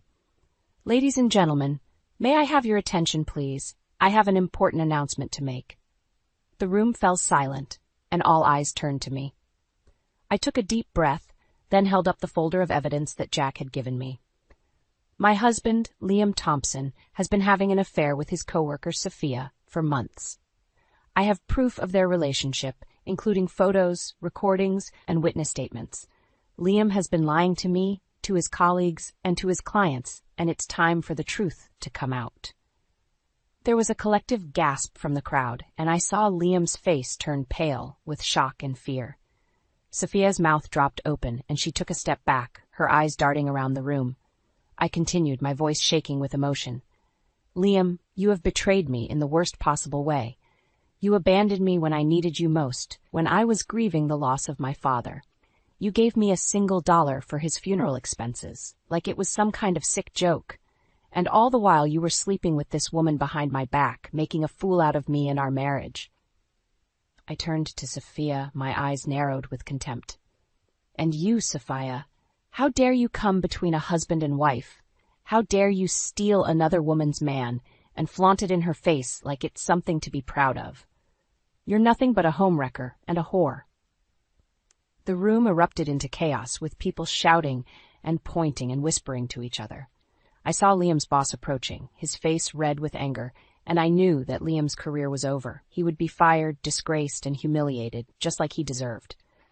I turned to leave, my head held high, but Liam grabbed my arm, his fingers digging into my skin. You bitch, he hissed. You've ruined everything. I'll make you pay for this, I swear to God. I yanked my arm away, my eyes blazing with triumph. You already have, Liam. You ruined our marriage, our life together. And now I'm going to ruin you. Goodbye, Liam. I hope you rot in hell. And with that, I walked out of the ballroom, feeling like a weight had been lifted off my shoulders. I had done it. I had gotten my revenge, and I had taken back my life. And I knew that no matter what happened next, I would never let anyone hurt me like that again. The fallout from the gala was swift and brutal. Liam was fired from his job the next day, his reputation in tatters. His clients abandoned him, his colleagues shunned him, and his once promising career was reduced to ashes. I watched from a distance as he spiraled into despair, drowning his sorrows in alcohol and self-pity. But I had no sympathy for him. He had brought this on himself, with his lies and his betrayals and his cruelty. He had destroyed our marriage, our life together, and he deserved to suffer the consequences. I filed for divorce the next week, citing irreconcilable differences. Liam didn't even bother to contest it, too broken and defeated to put up a fight. I hired the best divorce attorney in town, determined to get every penny I was entitled to. In the end, I walked away with a generous settlement, including the house, the car, and a sizable chunk of Liam's assets. He was left with nothing but his shame and his regrets, a shell of the man he had once been. I moved into a new apartment, determined to start fresh and put the past behind me. Olivia helped me decorate, filling the space with bright colors and cheerful art. We spent long hours talking and laughing, marveling at how far I had come and how much I had overcome. But even as I tried to move on, Liam couldn't let go. He started calling me late at night, drunk and rambling, begging me to take him back. He showed up at my apartment, pounding on the door and screaming my name until the neighbors called the police.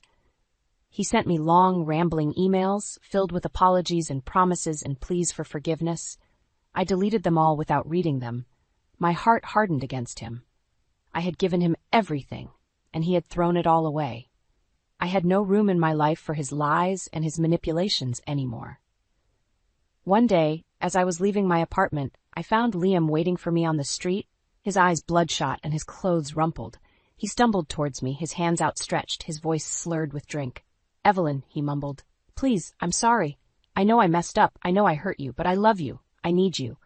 Please give me another chance." I stared at him, my eyes cold and unforgiving. "You don't love me, Liam. You never did. You only loved yourself, and what I could do for you. And now, you have nothing. No job, no money, no friends. You're pathetic." Liam's face crumpled and he fell to his knees, sobbing like a child. "Please, Evelyn. I'll do anything. I'll change. I'll be better. Just don't leave me alone." I shook my head, my voice firm and unyielding. "It's too late, Liam. You had your chance, and you blew it. I'm done with you. I'm moving on, and I'm never looking back." I stepped around him, my head held high, and walked away, leaving him crying on the sidewalk. I felt a sense of peace wash over me, a feeling of closure and resolution. I had faced my demons, and I had won. I was free. Months passed, and I settled into my new life. I focused on my job, my friends, and my own happiness. I started volunteering at a local women's shelter, helping other women who had been through similar struggles. I found a sense of purpose and fulfillment that I had never known before. And then, on the anniversary of my father's death, I visited his grave, a bouquet of flowers in my hand. I knelt down beside the headstone, my fingers tracing the letters of his name. "I did it, Dad," I whispered. "I got justice for you. I got justice for myself. And I'm going to be okay. I'm going to live my life to the fullest, just like you always wanted me to." I placed the flowers on the grave, then stood up, brushing the dirt from my knees. I took one last look at the headstone, then turned and walked away, my head held high, my heart full of hope and promise. I had survived the worst that life could throw at me, and I had come out stronger on the other side. And I knew that no matter what happened next, I would never let anyone break me again. The shattering glass and terrified screams propelled me out of bed and down the stairs, my heart pounding. In the hallway, I froze at the sight before me.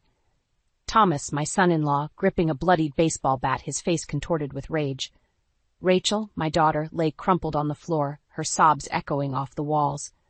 "What have you done?" I screamed, rushing to Rachel's side. Her face was already swelling, blood trickling from a gash on her forehead. Thomas sneered, his eyes wild. "She's my wife. I'll do what I want with her." He raised the bat menacingly. "Stay out of this, Diane." I positioned myself between him and Rachel. "Get out. Now. Before I call the police." My voice shook, but I held his gaze. With a final glare, Thomas stormed out, slamming the door so hard the windows rattled. I knelt beside Rachel, cradling her as she wept. "I'm taking you to the hospital. It's going to be okay, sweetheart." But as I helped her to the car, I couldn't shake the icy dread settling in my stomach. I'd seen the look in Thomas's eyes. This was only the beginning. At the hospital, I paced the waiting room, my mind reeling. How had it come to this? When Rachel first brought Thomas home, he'd seemed like a dream, charming, attentive, doting on her and Caleb. But as the years passed, that perfect facade cracked, revealing something darker underneath. The controlling behavior, the explosive anger. Rachel always made excuses, convinced she could fix him. Until tonight. Seeing my daughter battered and broken, I knew I had to act. I couldn't lose Rachel like I'd lost my husband. Memories of his casket being lowered into the ground flashed through my mind. No, I refused to bury my child too. "Mrs. Wilkins?" A doctor emerged, his face grave. "Your daughter has a severe concussion and multiple contusions. She'll need to stay for observation." I nodded numbly, bile rising in my throat. "Can I see her?" He led me to her room where Rachel lay pale and still, a bandage stark white against her hair. Rage burned in my chest, hardening into resolve. I wouldn't let Thomas near her again. No matter what it took. Caleb. The thought hit me like a freight train. He was still at home with the babysitter, oblivious to the nightmare unfolding. I had to get back to him. "I'll be back soon," I whispered to Rachel's unconscious form. "I promise." Driving home, I gripped the steering wheel, a plan taking shape. First, a restraining order. Then security cameras, new locks, a baseball bat of my own if needed. I'd turn the house into a fortress Thomas couldn't breach. But even as I plotted, a small voice whispered that it wouldn't be enough. That Thomas's obsession ran too deep. A shudder ran through me. Pulling into the driveway, I took a deep breath and composed myself. I had to be strong for Caleb. Entering the house, I found him on the couch, his small face pinched with worry. "Grandma?" Where's Mommy? I sat beside him, pulling him into a hug. She had an accident, but she's going to be okay. The lie tasted bitter on my tongue. I need you to be brave, okay, buddy? He nodded against my chest, but I felt the first of many questions forming, questions I wasn't ready to answer.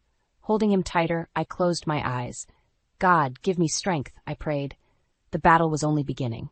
The hospital corridors felt endless as I made my way to Rachel's room, the sterile smell burning my nostrils. I'd left Caleb with my sister, promising I'd be back soon. But the sight of Rachel lying motionless, her face a patchwork of purple bruises, made me wonder how long soon would be. A soft knock made me turn. Officer Davis stood in the doorway, his expression grim. Mrs. Wilkins, I need to speak with you. In the hallway, he flipped open his notepad. We've arrested Thomas for domestic battery, but given the severity of Rachel's injuries, he'll likely make bail. My stomach dropped. What? He nearly killed her. I understand your frustration. That's why I strongly advise you to file a restraining order.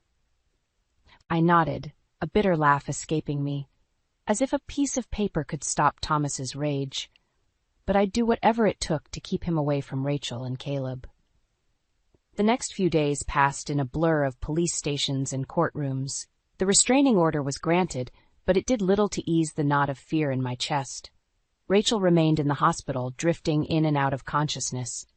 It was during one of these visits that I first noticed it, a figure lurking in the parking lot watching me. A chill ran down my spine. Thomas, I marched outside, my hands balled into fists. What the hell are you doing here? You know you can't be within 500 feet of Rachel. Thomas sneered, his eyes bloodshot. She's my wife. You can't keep me from her. Or my son. Caleb isn't your son anymore. Not after what you did. You poisoned them against me, he roared, spit flying from his mouth. You turned my own family against me. I stepped closer, my voice low and fierce. You did that yourself. Now leave before I call the police. With a final glare, he turned and stalked away. But I knew it wasn't over. Thomas's obsession ran too deep. My fears were confirmed when I brought Rachel home. She was a ghost of herself, jumping at every noise, rarely leaving her room. And Caleb? My sweet grandson retreated into himself, his once bright smile dimmed.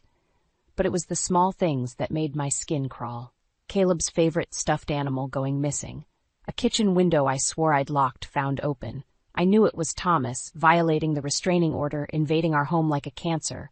I installed security cameras, changed the locks, but still, the violations continued. I'd catch glimpses of Thomas watching the house, his eyes hungry. Rachel grew more fearful by the day. I can't do this anymore, Mom, she whispered one night, tears streaming down her face. I'm scared all the time. I feel like I'm losing my mind. I held her as she sobbed, my own eyes burning. We'll get through this, sweetheart. I won't let him hurt you again. But the next day, I found Caleb's backpack on the front lawn, the contents strewn across the grass. A note was tucked inside, scrawled in Thomas's jagged handwriting. I'm coming for my son. You can't stop me. Rage ignited in my veins. Enough was enough. I dialed Officer Davis with shaking fingers. I need you to arrest Thomas. He's violating the restraining order, stalking us. I'm afraid of what he'll do next. I'll send a patrol car right away. I watched from the window as Thomas was handcuffed and shoved into the police car, screaming obscenities. But even as relief washed over me, I knew this was just a temporary reprieve. Thomas was too far gone, consumed by his twisted desires. He'd stop at nothing to get what he wanted, and I'd stop at nothing to protect my family. The days following Thomas's arrest were filled with a tense, uneasy silence. Rachel barely left her room, jumping at every creak of the floorboards. Caleb clung to me, his small face etched with a fear no child should know. I tried to maintain a sense of normalcy, cooking meals, helping with homework, but the specter of Thomas loomed over us, a constant threat. It was a week later when I first saw him. I was walking Caleb home from school, my hand gripping his tightly, when I felt the prickle of eyes on my back. Turning, I spotted Thomas across the street, partially obscured by a tree. Our eyes locked, and a slow, predatory smile spread across his face.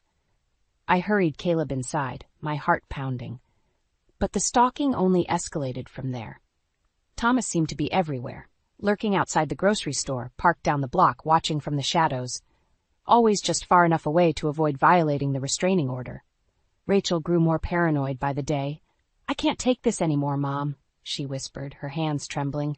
"I feel like I'm suffocating." I squeezed her shoulder, trying to project a strength I didn't feel. "We'll get through this, honey. I won't let him hurt you again." But the next morning, I found Rachel's tires slashed, shards of rubber strewn across the driveway. White-hot rage surged through me. I stormed down the block to where Thomas lounged in his car, looking smug. "I know it was you," I hissed, slamming my hands on the hood.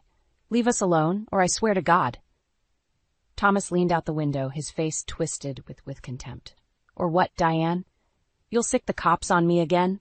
We both know how well that worked out." "You're sick, Thomas. You need help. The only thing I need is my family, my son." His eyes glittered with a manic fervor. "And I'll get him back no matter what it takes." I recoiled, my stomach churning. "Caleb isn't yours. Not anymore." Thomas's smile turned cold. "We'll see about that." I walked away on shaking legs, his laughter echoing behind me. This had to end. But how? The police were useless, the restraining order just a flimsy piece of paper. I felt like I was drowning, helpless against the tide of Thomas's obsession. That night, I lay awake, staring at the ceiling. Rachel's sobs drifted from down the hall, each one like a knife to my heart. I couldn't take this anymore. I couldn't watch my daughter live in fear, my grandson's innocence shattered. In the darkness, a plan began to take shape. A desperate, dangerous plan. The next morning, I installed new deadbolts on all the doors. Cameras at every angle of the house. A security system with an alarm that would wake the dead. If Thomas wanted to get inside, he'd have to go through Fort Knox. But even as I fortified our defenses, I knew it was only a matter of time before Thomas escalated. He was unraveling, his obsession consuming him like a cancer. I had to be ready. I started sleeping with a baseball bat beside my bed, took self-defense classes at the local gym, anything to feel less helpless, less afraid. But the fear never left. A constant hum beneath my skin. I saw Thomas in every shadow, every creak of the house settling. I jumped at car alarms, my heart racing at the sight of any tall, dark-haired man. I was losing myself, piece by piece, but I couldn't let Rachel and Caleb see. I had to be strong for them, had to hold our crumbling world together with sheer force of will. Late one night, I found Rachel in the kitchen, staring blankly at a cup of tea. "I can't do this, Mom," she whispered. "I can't live like this anymore." I wrapped my arms around her, holding her as she shook. "We'll find a way, honey, I promise." But as I held my broken daughter, I wasn't sure I believed my own words. Thomas's obsession was a monster, devouring us all, and I was terrified it would consume us whole. The security cameras blinked red in the darkness, a silent sentry against the night. But even their watchful gaze couldn't ease the dread coiled in my stomach. Every shadow seemed to hold Thomas's leering face, every creak of the floorboards, his footsteps. I was in the kitchen brewing a pot of coffee when Rachel stumbled in, her eyes haunted. "Mom, have you seen Caleb's teddy bear? The one Dad gave him before he died?" I frowned, a chill running down my spine. "No, honey. Isn't it in his room?" "I've looked everywhere. It's just gone." A sickening realization dawned. Thomas, he'd been in the house. Bile rose in my throat as I raced upstairs, tearing through Caleb's room. Drawers hung open, toys scattered, but the bear was nowhere to be found.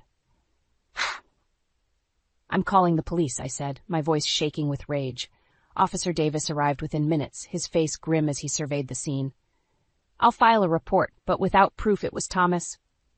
"Who else would take Caleb's bear?" I snapped. "He's escalating. You have to do something." Davis sighed, running a hand over his face. "I'll see what I can do. In the meantime, keep your doors locked. If you see Thomas, call us immediately."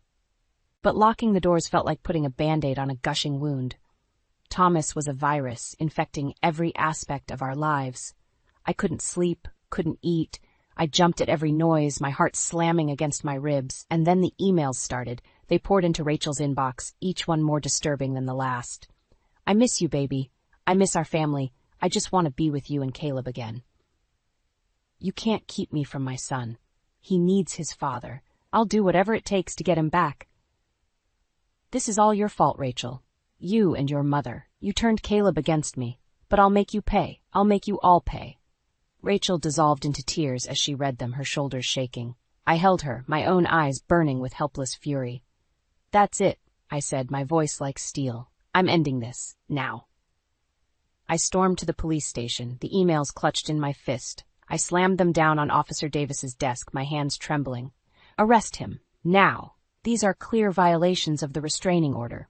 Davis scanned the emails, his face darkening. You're right, Mrs. Wilkins. This is grounds for arrest. I watched, a grim satisfaction burning in my chest as Thomas was led out of his house in handcuffs, spitting and cursing. But even as the police car drove away, I knew this was only a temporary reprieve. Thomas was too far gone, his obsession a cancer that had consumed him whole. Prison wouldn't stop him. Nothing would. I returned home to find Rachel curled on the couch, her face pale and drawn. Caleb sat beside her, clutching a framed photo of his father. My heart cracked at the sight. Is it over? Rachel whispered. Is he gone? I wanted to say yes. I wanted to promise her that the nightmare was finally ending. But I couldn't lie. Not anymore. For now, I said softly. But we have to be prepared. Thomas, he's not going to stop. Not until he gets what he wants. Rachel closed her eyes, a single tear slipping down her cheek. What are we going to do, Mom? I knelt before her, taking her hands in mine. We're going to fight, honey. We're going to do whatever it takes to keep our family safe. But even as I spoke the words, I felt a flicker of doubt. Thomas's obsession was a wildfire, consuming everything in its path. And I was terrified we were about to be burned alive. The days after Thomas's arrest were a blur of police statements and hushed phone calls with lawyers. Rachel moved through the house like a ghost, jumping at every creak, every shadow. Caleb clung to me, his small face pinched with a fear no child should know. I tried to maintain a sense of normalcy, cooking meals, reading bedtime stories, but the specter of Thomas loomed over us, a constant, suffocating presence. It was a week later when the first letter arrived. Rachel found it in the mailbox, her name scrawled across the envelope in Thomas's jagged handwriting. Her face paled as she read it, her hands shaking. What does it say? I asked, my heart in my throat. He says he loves me, that he forgives me for putting him in jail, that he knows we'll be a family again soon. I snatched the letter from her hands, scanning the rambling, delusional words.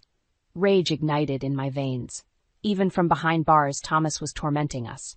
The letters kept coming, each one more disturbing than the last. Thomas professed his undying love for Rachel, his obsession with being a real father to Caleb. He blamed me for turning them against him, vowing revenge. I called Officer Davis, my voice shaking with fury. You have to stop these letters. He's harassing us from jail. Davis sighed heavily. I'm sorry, Mrs. Wilkins, but there's not much we can do. He has a right to send mail. I slammed the phone down, hot tears pricking my eyes. The system was failing us. Thomas was winning, even locked away. Rachel grew more withdrawn, spending hours staring blankly at the walls. She flinched when I touched her, lost in some dark memory. It was like watching my vibrant, beautiful daughter fade away before my eyes. Caleb, too, was slipping away. He woke screaming from nightmares, crying for the father he'd lost long before Thomas's arrest. My heart shattered as I held him, whispering hollow reassurances. I want Daddy, he sobbed into my shoulder. I want things to go back to how they were.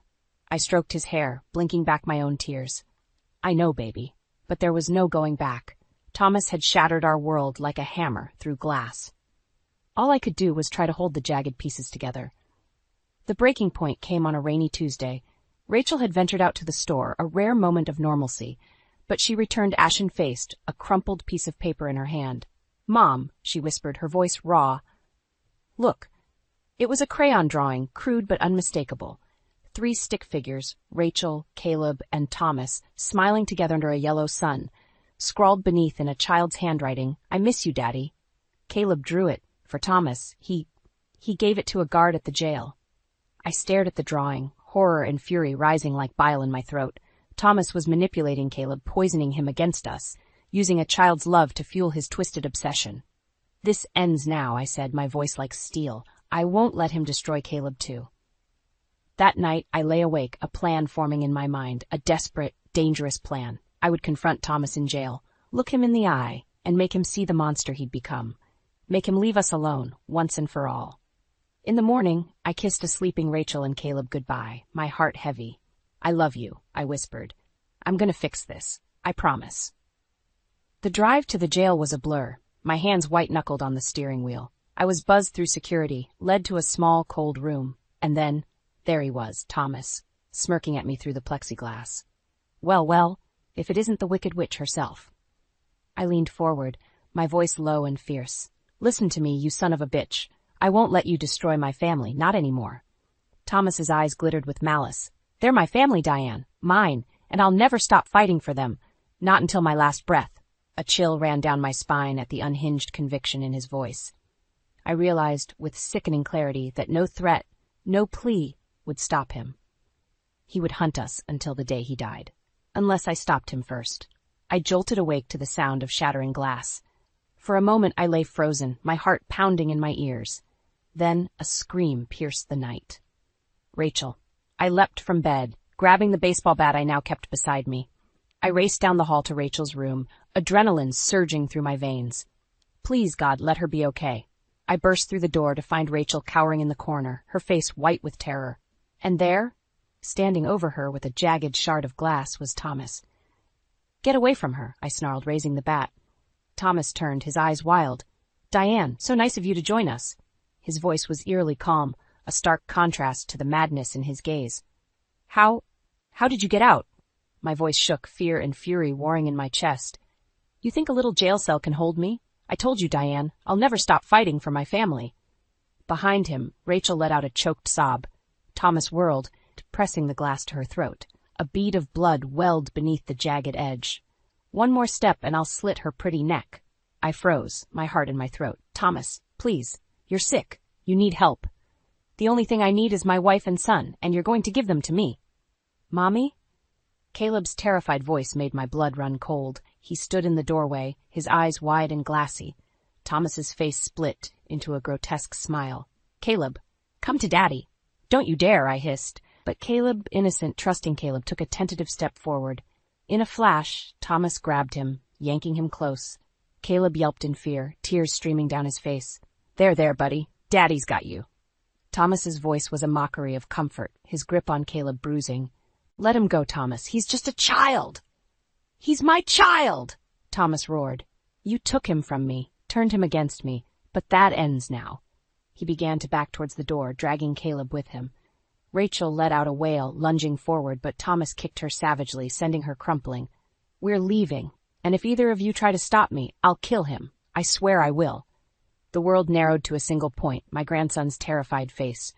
I couldn't let Thomas take him. Couldn't let that monster destroy the last shred of innocence in Caleb's life. I met Thomas's crazed eyes, my grip tightening on the bat. You're not taking him anywhere. With a roar, I swung. The bat connected with Thomas's skull with a sickening crack. He staggered, his grip on Caleb loosening. I swung again, blind with rage. Thomas crumpled to the ground, blood pooling beneath his head. Caleb scrambled free, running to Rachel's arms. For a long moment, the only sound was their muffled sobs. I stood over Thomas's motionless body, the bat slipping from my numb fingers. I'd done it.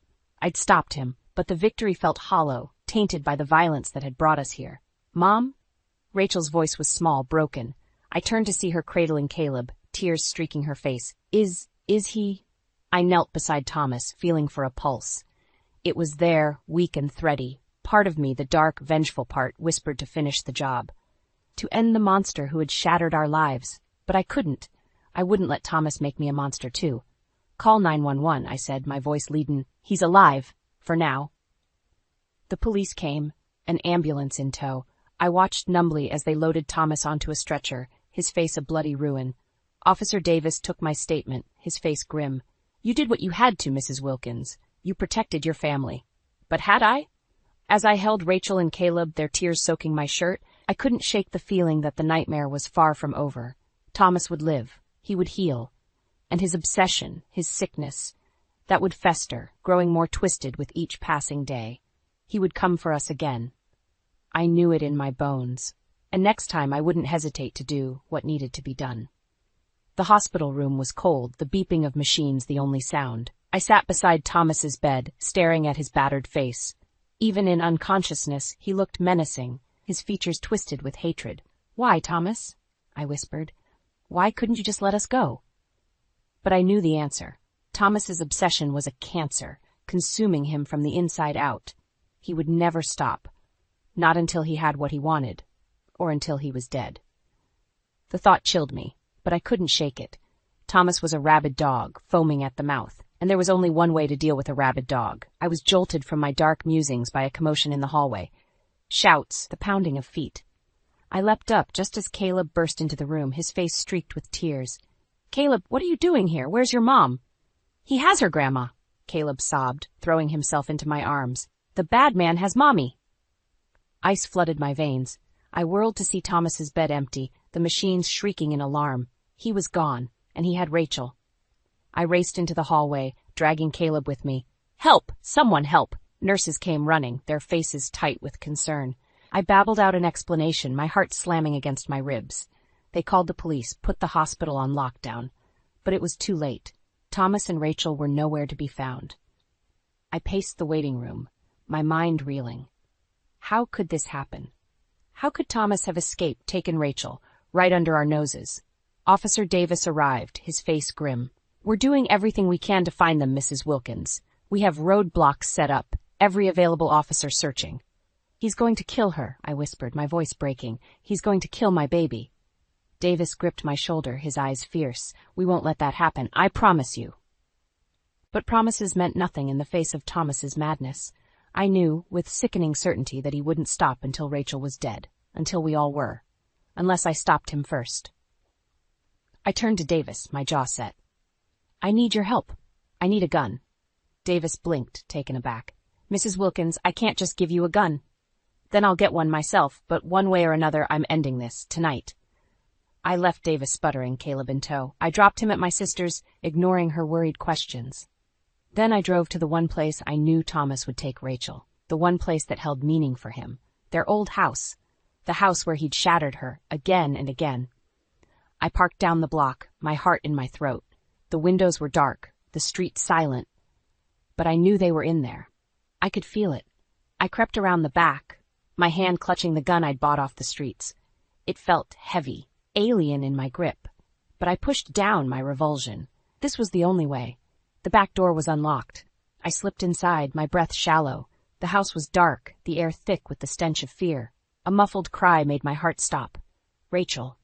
I followed the sound, my finger on the trigger. It led me to the bedroom, the door slightly ajar. I peered through the crack, bile rising in my throat. Rachel was tied to the bed, her face battered and streaked with tears. Thomas loomed over her, a gun in his hand. "You're mine, Rachel. Forever. And if I can't have you, no one can." He raised the gun, aiming at her head. Rachel let out a wail, straining against her bonds. I burst through the door, my own gun leveled at Thomas. "Drop it, now." Thomas whirled, his eyes wild. You just couldn't let us be happy, could you?" "This isn't happiness, Thomas. This is sickness. Now let her go." Thomas laughed, a sound like shattered glass. "Oh, I'll let her go all right. Straight to hell." He turned back to Rachel, his finger tightening on the trigger. I fired, the shot deafening in the small room. Thomas staggered, his gun clattering to the floor. He looked down at the blooming red stain on his chest, then back at me, his face slack with shock. You shot me." I kept my gun trained on him, my voice like steel. "I warned you, Thomas. I warned you what would happen if you touched my family again." Thomas stumbled forward, his eyes rolling back in his head. He collapsed to the floor, blood pooling beneath him. For a long moment, the only sound was Rachel's muffled sobs. Then sirens split the air, red and blue light strobing through the windows. I untied Rachel with shaking hands, pulling her into my arms. She clung to me, her whole body trembling. "It's over, baby. It's finally over." But even as I said the words, I knew they weren't true. The nightmare Thomas had brought into our lives would never really end. We would carry the scars, visible and invisible, for the rest of our days. But we would carry them together, a family, unbroken. And in the end, that was all that mattered. The hospital room was a stark contrast to the chaos of that night. The beeping machines, the sterile white walls, it was almost peaceful. But the sight of Rachel, bruised and broken in the bed, shattered any illusion of peace. I sat beside her, holding her hand as she slept. The doctor said she would heal, physically at least. But the emotional scars, the trauma Thomas had inflicted, that would take longer, maybe a lifetime. Officer Davis knocked softly on the door, his face somber. "Mrs. Wilkins, can I speak with you?" In the hallway, he handed me a cup of coffee, his eyes tired. Thomas is in surgery. The doctors say he'll likely pull through. I closed my eyes, a wave of exhaustion washing over me. What happens now? Well, he'll be arrested, charged with kidnapping, attempted murder, a whole host of things. He's looking at serious time. Good. My voice was hard, unyielding. I hope he rots in prison for the rest of his miserable life. Davis nodded, sipping his coffee. There's something else. Your shooting of Thomas, it's been ruled self-defense. You won't face any charges. I let out a breath I didn't know I'd been holding. Thank you for everything. Davis squeezed my shoulder, a small smile on his face. You did what you had to, Mrs. Wilkins. You saved your daughter's life. But had I? As I watched Rachel sleep, her face pinched with pain, even in dreams, I wondered if I had saved her at all. Or if Thomas had destroyed her long before I pulled that trigger.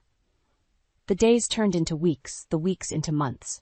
Rachel healed, at least on the outside. She threw herself into therapy, determined to reclaim her life. Caleb, too, slowly emerged from his shell, his laughter echoing through the house once more. But the specter of Thomas still hung over us, a dark cloud that refused to dissipate. His trial loomed, a promise of reliving the nightmare in excruciating detail. The day I took the stand, my hands shook so badly I could barely hold the Bible. But as I recounted that night, the terror, the violence, the sheer depravity of Thomas's actions, a strange calm settled over me. I looked him in the eye as I spoke, my voice unwavering. I wanted him to see the full extent of the damage he had wrought, the lives he had shattered in pursuit of his twisted obsession. In the end, the jury deliberated for mere hours, guilty on all counts. Thomas was sentenced to life in prison, with no possibility of parole. I watched as they led him away, his wrists and ankles shackled. He turned to look at me, his eyes burning with a hatred that took my breath away. This isn't over, he hissed. I'll never stop fighting for my family. Never. A chill ran down my spine, but I forced myself to meet his gaze. They're not your family, Thomas. Not anymore. You lost that right the moment you raised your hand to Rachel. As the courtroom doors swung shut behind him, I felt a weight lift from my shoulders. It was over. We were free. The years passed, the wounds slowly healing.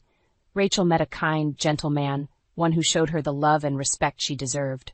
They married in a small, intimate ceremony, Caleb proudly walking her down the aisle. I watched, tears in my eyes as they exchanged vows. My heart swelled with a love so fierce it took my breath away. We had survived. We had triumphed. But even in the happiest of moments, the shadow of Thomas lingered. I knew he still obsessed, still plotted, even from behind prison walls. The letter came on a sunny Tuesday, years after the trial, a parole hearing, the board considering Thomas's release. I read the words with a growing sense of dread, the old fear rising in my throat. I attended the hearing, my heart in my mouth. Thomas sat before the board, his face a mask of contrition. He spoke of rehabilitation, of finding God, of wanting to make amends. But when his eyes met mine, I saw the truth. The same obsession, the same twisted hunger. He had not changed. He would never change. I took the stand, my voice shaking with barely suppressed rage. I spoke of the lives he had destroyed, the terror he had inflicted. I begged, pleaded for the board to see the monster behind the mask. In the end, they did. Parole denied. Thomas would remain behind bars, his obsession left to fester and rot. As I walked out of the hearing, Rachel and Caleb by my side, I felt a sense of peace wash over me. We had won, truly and finally. Thomas's obsession had consumed him, driven him to madness and despair, but it had not consumed us. We were survivors, a family, unbroken and unbreakable. And that, in the end, was the sweetest revenge of all. You bastard! How could you do this to me, to our family? The words tear from my throat, raw and seething. Zach just stands there, arms crossed, his face an infuriating mask of indifference. Riley, let's be real here. Our marriage has been over for a long time. Amber actually appreciates me and my music. Appreciates you? I scoff. She's a child, Zach. She's young enough to be your daughter. She understands me, he insists, as if that justifies fathering a baby with his 28-year-old coworker. Rage boils in my veins. I've supported you for years, working my ass off so you could chase your stupid pipe dream of being a rock star. And this is how you repay me? My music is not stupid. Zach's nostrils flare. You've never believed in me, Riley. Not really. I believed in you enough to pay all the bills while you went gallivanting off to dive bars and open mic nights. My fists clench at my sides. I kept this family afloat while you played at being a musician. Played at? Screw you, Riley. Zach grabs his guitar case, his knuckles white. You're a workaholic who never made time for me or my gigs. At least Amber is always there for me. There for you, I repeat, incredulous, while you knock her up and abandon your wife and teenage son. Zach's eyes narrow. Don't bring Caleb into this. He's already in this, Zach. He's going to college next year. Or have you forgotten you have another child to think about? I'm done with this conversation. Zach storms toward the door. I'm moving in with Amber. You and Caleb will be just fine without me cramping your style. Don't you dare walk out that door, you son of a bitch. But even as I shout the words, I know it's futile. The door slams with a deafening finality.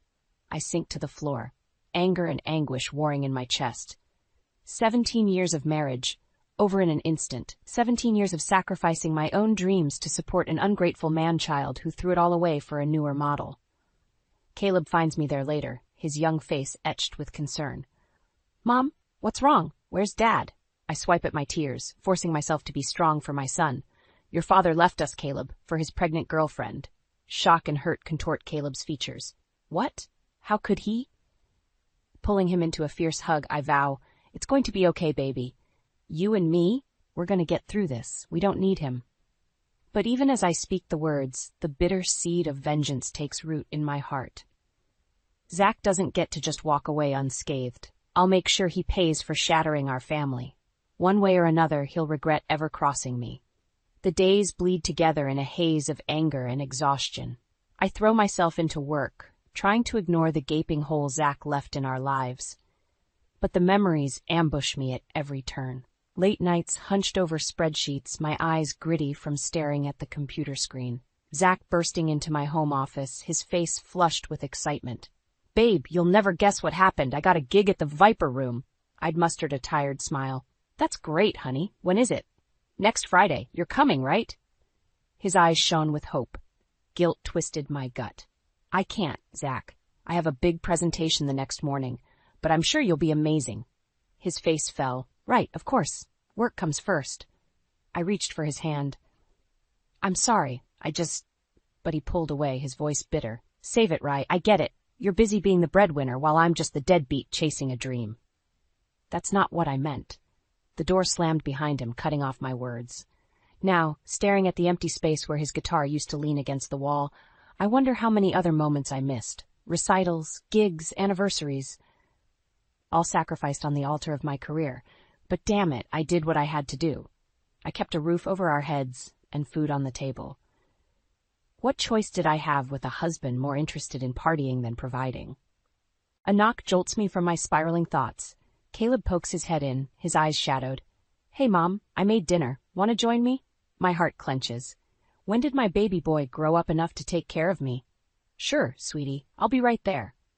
Over plates of spaghetti, Caleb clears his throat. Have you heard from Dad? I shake my head, stabbing at a meatball. Not a word. Apparently we're easy to forget. Caleb's jaw tightens. I don't get it. How could he just abandon us like this? For some chick he knocked up? I wish I knew. I sigh. But that's Zach for you. Always chasing the next shiny thing, damn the consequences. What are you going to do? The question hangs heavy in the air. What am I going to do?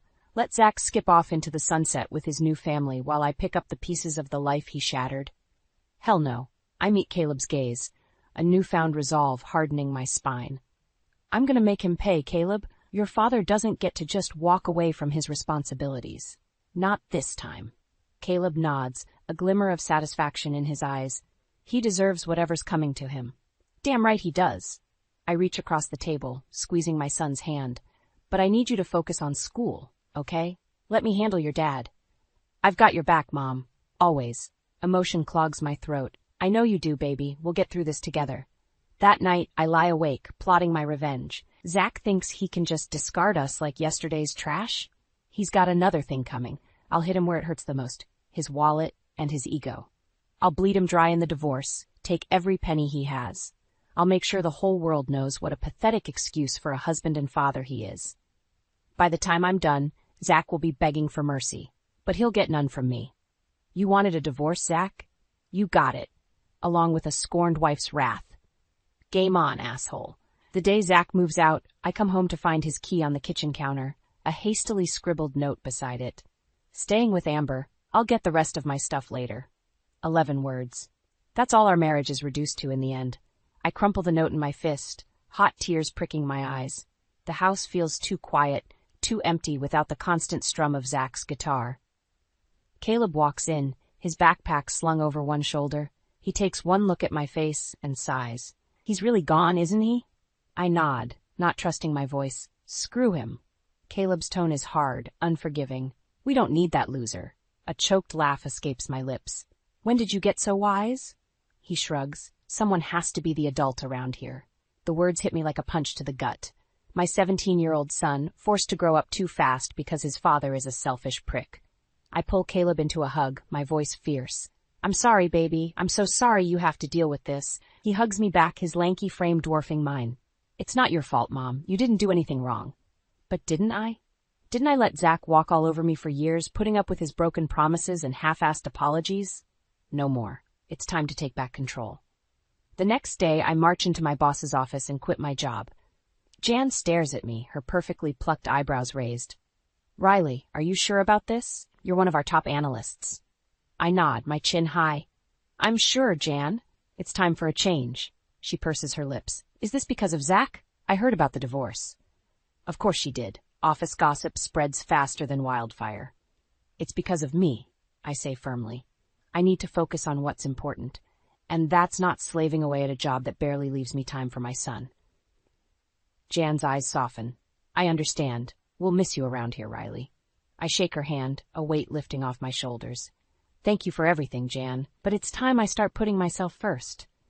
That night, I break the news to Caleb over dinner. I quit my job today. His fork pauses halfway to his mouth. What, why? I take a deep breath. Because I'm starting my own business, a consulting firm based out of the house. Caleb's eyes widen. Whoa, that's huge, Mom. I know it's a risk, I admit, but I'm done playing it safe. I want to build something of my own, something I can be proud of. A slow grin spreads across Caleb's face. That's awesome. I'm proud of you, Mom. His words warm me from the inside out. Thanks, baby. It won't be easy, but we'll make it work. We always do. He raises his glass of water in a toast. To new beginnings. I clink my glass against his, a smile tugging at my lips. To new beginnings.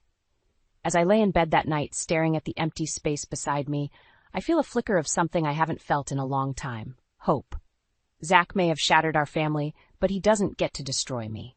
I'm Riley fucking Johnson. I'm a survivor, and I will rise from the ashes of this divorce, stronger than ever. Just watch me. 6 months later, I'm celebrating my first big client at a swanky downtown restaurant when I spot a familiar face across the room.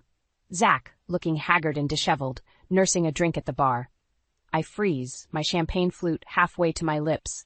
What the hell is he doing here? As if sensing my gaze, Zach looks up, his bloodshot eyes widening. He stumbles off his bar stool, weaving his way toward me. Riley. His voice is slurred, his breath reeking of whiskey. Fancy meeting you here. I set my glass down, my spine stiffening. What do you want, Zach? He collapses into the chair beside me, his head lolling back. She left me, Ree. Amber, she took the baby and split. A bitter laugh escapes my lips. Well, Karma's a bitch, isn't she? Zach's face crumples. I don't know what to do. I'm lost without her. Welcome to the club, I snap. You seem to have no problem leaving me and Caleb. He reaches for my hand, his fingers clammy. I made a mistake, Riley. I see that now. I never should have left you. I yank my hand away, disgust churning in my gut. You think you can just waltz back into our lives like nothing happened, like you didn't cheat on me and knock up some barely legal bimbo? Zach winces. I'm sorry, okay? I fucked up, but I'm still your husband. Doesn't that count for something? Ex-husband, I correct, my voice cold. Or did you forget I filed for divorce? His eyes widen. What? When? 2 months ago. I smile, sharp and brittle. You've been served, sweetheart. Check with your lawyer. Zach scrambles to his feet, swaying slightly. You can't do this, Riley. I won't sign the papers. I stand, grabbing my purse. You don't have a choice. I'm done being your doormat, Zach. I'm done letting you trample all over me and our son. Caleb needs his father. Zach's voice rises, drawing stares from nearby diners. Caleb needs a father who gives a damn about him, I hiss. Not some washed-up wannabe rock star who runs off the second some groupie bats her eyelashes. Zach recoils as if slapped. That's not fair. Life's not fair. I step around him, my heels clicking on the hardwood floor. You made your bed, Zach. Now lie in it. I walk out of the restaurant, my head held high, but inside I'm shaking. Seeing Zach again, so broken and pathetic, almost made me waver. Almost. I think of all the nights I cried myself to sleep, wondering what I did wrong. All the soccer games and school plays Zach missed because he was too busy chasing his music. All the times I had to be both mother and father to Caleb because his dad was too selfish to step up. No more. I'm done being the victim of Zach's choices. It's time for him to face the consequences. That night I hugged Caleb extra tight before bed. I love you, kiddo. More than anything. He hugs me back, his chin resting on my shoulder. I love you too, Mom. Everything okay? I pull back, cupping his face in my hands. Everything's fine, baby. I just want you to know how proud I am of you. You're the best thing that ever happened to me. Caleb smiles, his eyes soft. Back at you, Mom. We make a pretty good team, huh? The best. I kiss his forehead. Get some sleep. Big day tomorrow. As I slip into bed, I stare at the divorce papers on my nightstand, Zach's unsigned line glaring at me. Soon, I think. Soon I'll be free of him forever. And then, the real fun begins. A week later, I'm elbow deep in paperwork when the doorbell rings. I frown, glancing at the clock. Caleb's at basketball practice, and I'm not expecting any clients. I open the door to find Zach on my porch, a bouquet of wilted gas station flowers in his hand. Riley, please, just hear me out. I cross my arms, blocking the entrance. There's nothing to hear, Zach. We're done. He thrusts the flowers at me, his eyes pleading. I know I fucked up, okay? I know I hurt you and Caleb, but I'm begging you, give me another chance. I stare at him, incredulous. Another chance? Are you kidding me? You cheated on me, Zach. You got another woman pregnant. There's no coming back from that. Zach's shoulders slump. I made a mistake, Ree. A huge, stupid mistake. But I still love you. I always have. Funny way of showing it, I scoff. Where was that love when you were screwing your secretary? He flinches. I was weak. I was stupid. But I swear it meant nothing. Amber was just... If you say she was just a fling, I will punch you in the face, I growl. She was your girlfriend, Zach. The mother of your child. Zach's eyes fill with tears. I know, and I'm so sorry, Riley. I never meant to hurt you like this. Please, just... give me a chance to make it right. For a moment, I waver. A part of me, the part that remembers the good times, the laughter and the love, wants to believe him, wants to forgive him. But then I remember the pain, the betrayal, the nights I cried myself to sleep wondering what I did wrong, and I know I can never go back. No, I say, my voice steady. I gave you 17 years, Zach. 17 years of love and loyalty and support, and you threw it all away for a piece of ass. Zach opens his mouth to protest, but I hold up a hand. I'm done being your doormat. I'm done putting your needs before mine. I deserve better than a husband who runs off the second things get tough. Riley, please. Go home, Zach. I step back, my hand on the door. Go back to your parents, or your friends, or whoever will take you in. But don't come back here, we're finished. Zach stares at me, his face crumpling.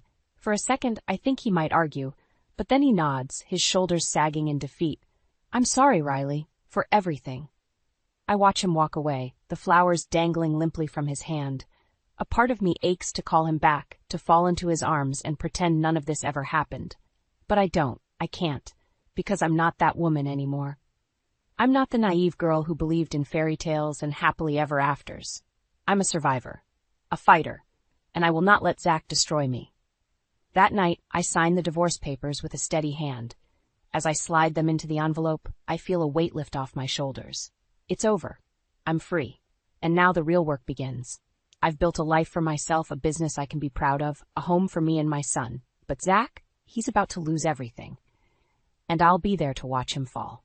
The divorce is finalized on a Tuesday.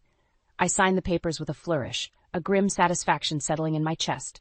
It's done. Zach is officially out of my life. Or so I think. 2 days later, I'm at my desk when my phone buzzes with an unknown number. I frown, swiping to answer. Hello? Is this Riley Johnson? A woman's voice asks, tight with anger. Yes, who is this? Amber. Amber Davis, your husband's girlfriend. I sit up straight, my grip tightening on the phone. Ex-husband, and why the hell are you calling me? Amber lets out a harsh laugh. Because your ex is a psycho, that's why. He won't stop harassing me. I rub my forehead, a headache brewing. What do you mean, harassing you? He keeps showing up at my work, demanding to see the baby. He's drunk off his ass, screaming about how I ruined his life. I close my eyes, exhaling slowly. Damn it, Zach. I'm sorry he's bothering you, Amber. But I don't see how this is my problem. It's your problem because he's your husband, Amber snaps. You need to control him before he does something stupid. He's not my husband anymore, I remind her coldly. And I'm not his keeper. If he's harassing you, call the cops. Amber makes a frustrated noise. You think I haven't tried that? They won't do anything unless he actually hurts me or the baby, which he's going to, if someone doesn't stop him. I pinch the bridge of my nose, anger simmering in my veins. Even now, even after everything, Zach is still making my life hell. What do you want from me, Amber? I want you to talk to him, she says, her voice cracking. I want you to make him leave us alone. I can't keep living like this, always looking over my shoulder. A bitter laugh escapes my lips. Join the club, honey. You think you're the first woman he's terrorized? Amber is silent for a moment, then quietly, I'm sorry, Riley. I never meant for any of this to happen. I snort. Sure you didn't. You just accidentally fell on his dick, right? I loved him, Amber whispers. I thought he loved me too. Yeah, well, Zach's really good at making women believe that. I hear Amber take a shaky breath. Will you talk to him, please? For the baby's sake, if not for mine. I stare at the divorce papers on my desk, Zach's signature still fresh. I should tell her to go to hell. It's not my job to clean up his messes anymore, but then I think of the baby, that innocent little girl caught in the crossfire of her parents' mistakes, just like Caleb was. Fine, I say, the word bitter on my tongue. I'll talk to him, but after that we're done. No more phone calls, no more favors. Understand? I understand. Amber's voice is thick with relief. Thank you, Riley. I hang up without saying goodbye, my mind racing. I need to deal with Zach once and for all. But this time, I'm not going to play nice. This time, I'm going to make him pay. I lean back in my chair, a slow smile spreading across my face. Oh, I'll talk to Zach all right, and by the time I'm done, he'll wish he never met me. I storm into Zach's apartment, the spare key he never bothered to take back clutched in my fist. He jerks up from the couch, his eyes bloodshot and bleary. Riley? What the hell? Sit down and shut up, I snap, slamming the door behind me. We need to talk. Zach sinks back onto the cushions, his face wary. If this is about the divorce settlement, it's not. I stand over him, my arms crossed. It's about you harassing Amber. His eyes widen. She called you? Damn right she did. Apparently you've been making quite the nuisance of yourself. Zach scowls. She won't let me see my daughter, Riley. What am I supposed to do? Oh, I don't know. Maybe not show up drunk at her work, screaming like a lunatic? He has the decency to look ashamed. I just want to be in my kid's life. Is that so wrong? I laugh, harsh and bitter. You didn't seem to care about being in Caleb's life. Why the sudden interest now? Zach flinches. That's different. Is it? I step closer, my voice low and dangerous. Because from where I'm standing, it looks like the same old shit. You being a selfish prick who only cares about himself. Zach surges to his feet, his face twisted with anger. You don't know anything about me and Amber. You have no right. I have every right, I shout. I'm the one who had to pick up the pieces when you walked out. I'm the one who had to explain to our son why his daddy wasn't coming home. Zach blanches. Riley. 17 years. Zach. 17 years of marriage, of love, of building a life together. And you threw it all away for what? A piece of ass and a baby you clearly don't give a damn about? That's not true, Zach protests weakly. I love my daughter. Bullshit. If you loved her, you'd be stepping up, not harassing her mother. You'd be getting your shit together, not wallowing in self-pity. Zach's shoulders slump. I don't know how, he whispers. I don't know how to do this without you. For a moment, I almost feel sorry for him. Almost. But then I remember the pain, the betrayal, the endless nights of crying myself to sleep, and my heart hardens. You should have thought of that before you stuck your dick in someone else. As Zach flinches like I've slapped him. I made a mistake, Riley. I'm sorry. Sorry doesn't cut it anymore. I take a step back, my voice cold. Here's what's going to happen. You're going to leave Amber alone. No more phone calls, no more surprise visits. If you want to see your daughter, you go through the courts like a civilized human being. Zach opens his mouth to argue, but I hold up a hand. I'm not finished. You're also going to sign over full custody of Caleb to me. No visitation, no joint decisions. He's my son now. You can't do that, Zach sputters. He's my kid too. He stopped being your kid the second you walked out on him. I pull a sheaf of papers from my bag, thrusting them at Zach. Sign them. Now. Zach stares at the papers, his face crumpling. Riley, please. Don't do this. You broke our family. Now you have to live with the consequences. With shaking hands, Zach signs the papers. I snatch them back, a grim satisfaction settling in my chest. It's done. I've won. As I turn to leave, Zach calls out, his voice broken. I loved you, Riley. I still do. I pause at the door, looking back at him. The man I once loved, now a pathetic shell of himself. And I loved you, Zach, but sometimes love isn't enough. I walk out, my head held high. The old Riley, the one who believed in forever, is gone. In her place is a woman who knows her worth. A woman who will never again settle for less than she deserves. A woman who is finally free. The years pass in a blur of triumphs and challenges. My business thrives, my client list growing by the day. Caleb graduates high school, then college, his eyes bright with promise. We move out of the house Zach and I once shared into a sleek downtown apartment. A fresh start, unburdened by the weight of the past. I date here and there. Nothing serious, nothing that sticks. My heart, once so easily given, is now guarded, cautious. I'm not bitter. I'm not even angry anymore. I'm just content. Happy in my own company, in the life I've built for myself. Zach, on the other hand. I hear the rumors, whispers passed along by old friends and acquaintances. Zach, drunk and disorderly at a bar, ranting about the wife who ruined him. Zach, fired from yet another dead-end job, his music dreams long since faded. Zach, alone and miserable, his daughter a stranger to him. A part of me pities him, the man I once loved, reduced to this. But a larger part, the part that remembers the pain and the betrayal, thinks he got exactly what he deserved. You reap what you sow. And Zach planted a garden of misery. I see him only once at Caleb's wedding. He sits in the back row, his suit rumpled and his hair graying at the temples. He doesn't approach me, doesn't even meet my eyes. But as I watch my son exchange vows with the love of his life, I feel a flicker of gratitude, because without Zach's betrayal, without the fire that forged me, I wouldn't be the woman I am today. Strong, independent, unbreakable. The years keep turning, the seasons changing. I watch my grandchildren grow, my business expand, my life fill with love and laughter. And then one crisp autumn morning, I get the call. Zach is dead. A heart attack, alone in his shabby apartment. No one found him for days. I sit at my kitchen table, the phone pressed to my ear, and feel nothing. No grief, no anger, no regret, just a vague sense of sadness. For the man he could have been, for the life we could have shared. But that life, that man, they're long gone. Ghosts, faded by time and circumstance. I hang up the phone, my hand steady. I have a meeting to get to, a grandchild's birthday party to plan. The world keeps turning, even as Zach stops. I don't go to the funeral. There's no point, no closure to be found in a wooden box and a handful of dirt. Instead, I sit on my balcony, a glass of wine in hand, and watch the sun set over the city. The sky blazes orange and pink, the colors of a life well lived. I raise my glass, a silent toast to the man who broke my heart. The man who in the end gave me the greatest gift of all, the gift of myself, whole and undiminished. Goodbye, Zach, I whisper to the dying light, and thank you. I drain my glass, the wine sweet on my tongue. Tomorrow will bring new challenges, new joys, new sorrows, but tonight I am at peace, content in the knowledge that I not only survived, but thrived. Zach's story may have ended, but mine is just beginning. The phone vibrates in my purse as I sit in the front pew, tears streaming down my face. My sister's casket gleams under the church lights, her portrait smiling serenely beside it. I know it's Greg calling without even looking.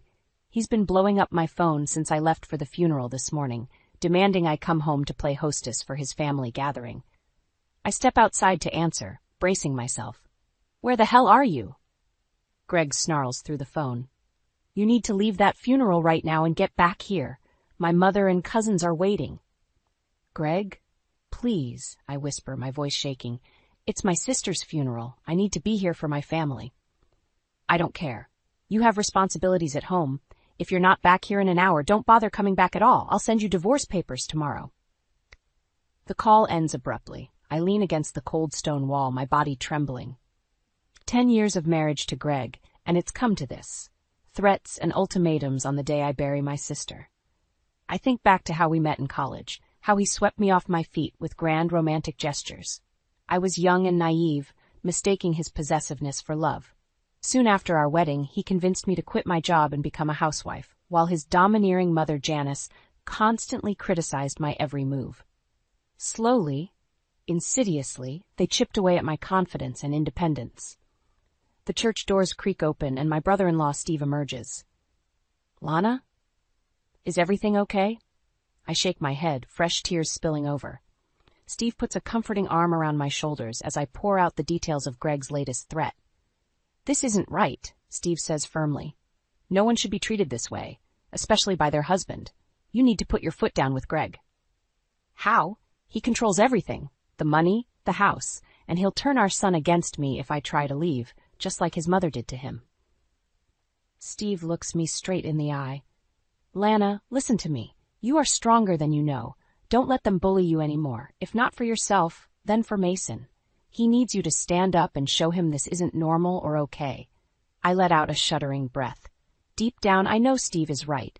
For years, I've made excuses, hoping Greg would change. But the cycle of control and cruelty only gets worse. I think of my bright, sweet boy and my heart clenches. I can't let him grow up thinking this is what a marriage should be. "I'll try," I promise Steve. "I don't know how, but I'll try to be strong. For Mason and for myself." As we walk back into the church, I square my shoulders, preparing for the battle ahead. Confronting Greg and Janice won't be easy, but for the first time in a decade, I feel a flicker of determination amid the fear. I will find a way to break free, no matter what it takes. For my son and for the woman I used to be, the one I'm slowly discovering still exists beneath the years of oppression. This is just the beginning. After the funeral, I find myself lingering in the church parking lot, dreading the confrontation waiting for me at home.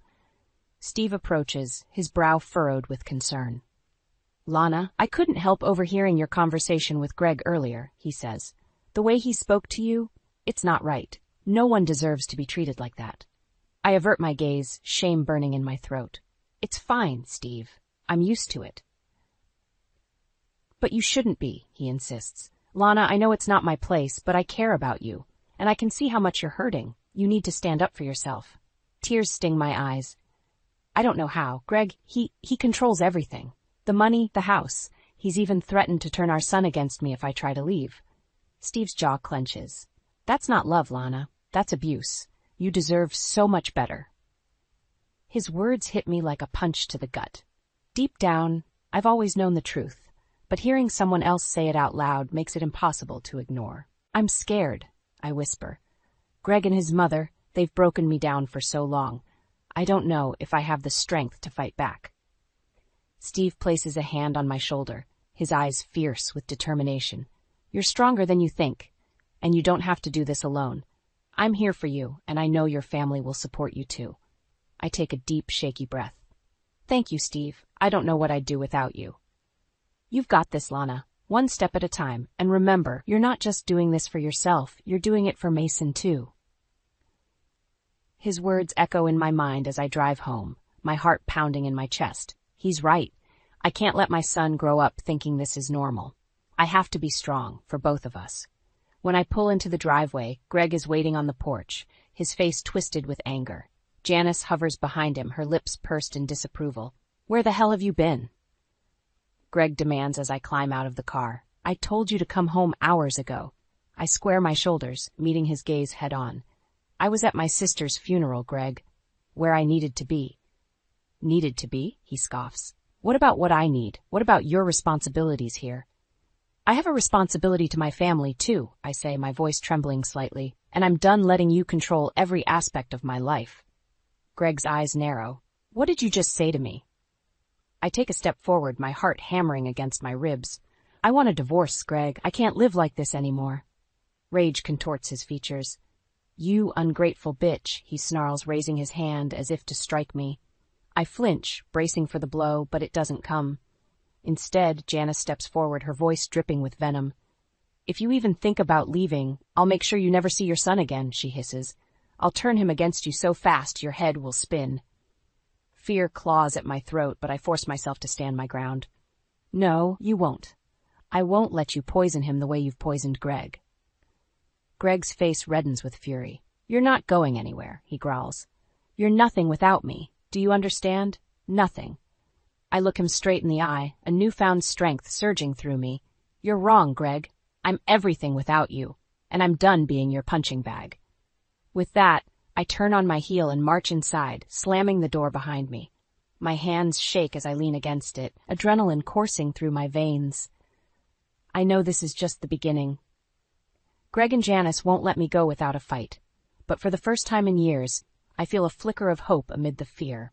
I'm ready to take my life back, no matter what it takes.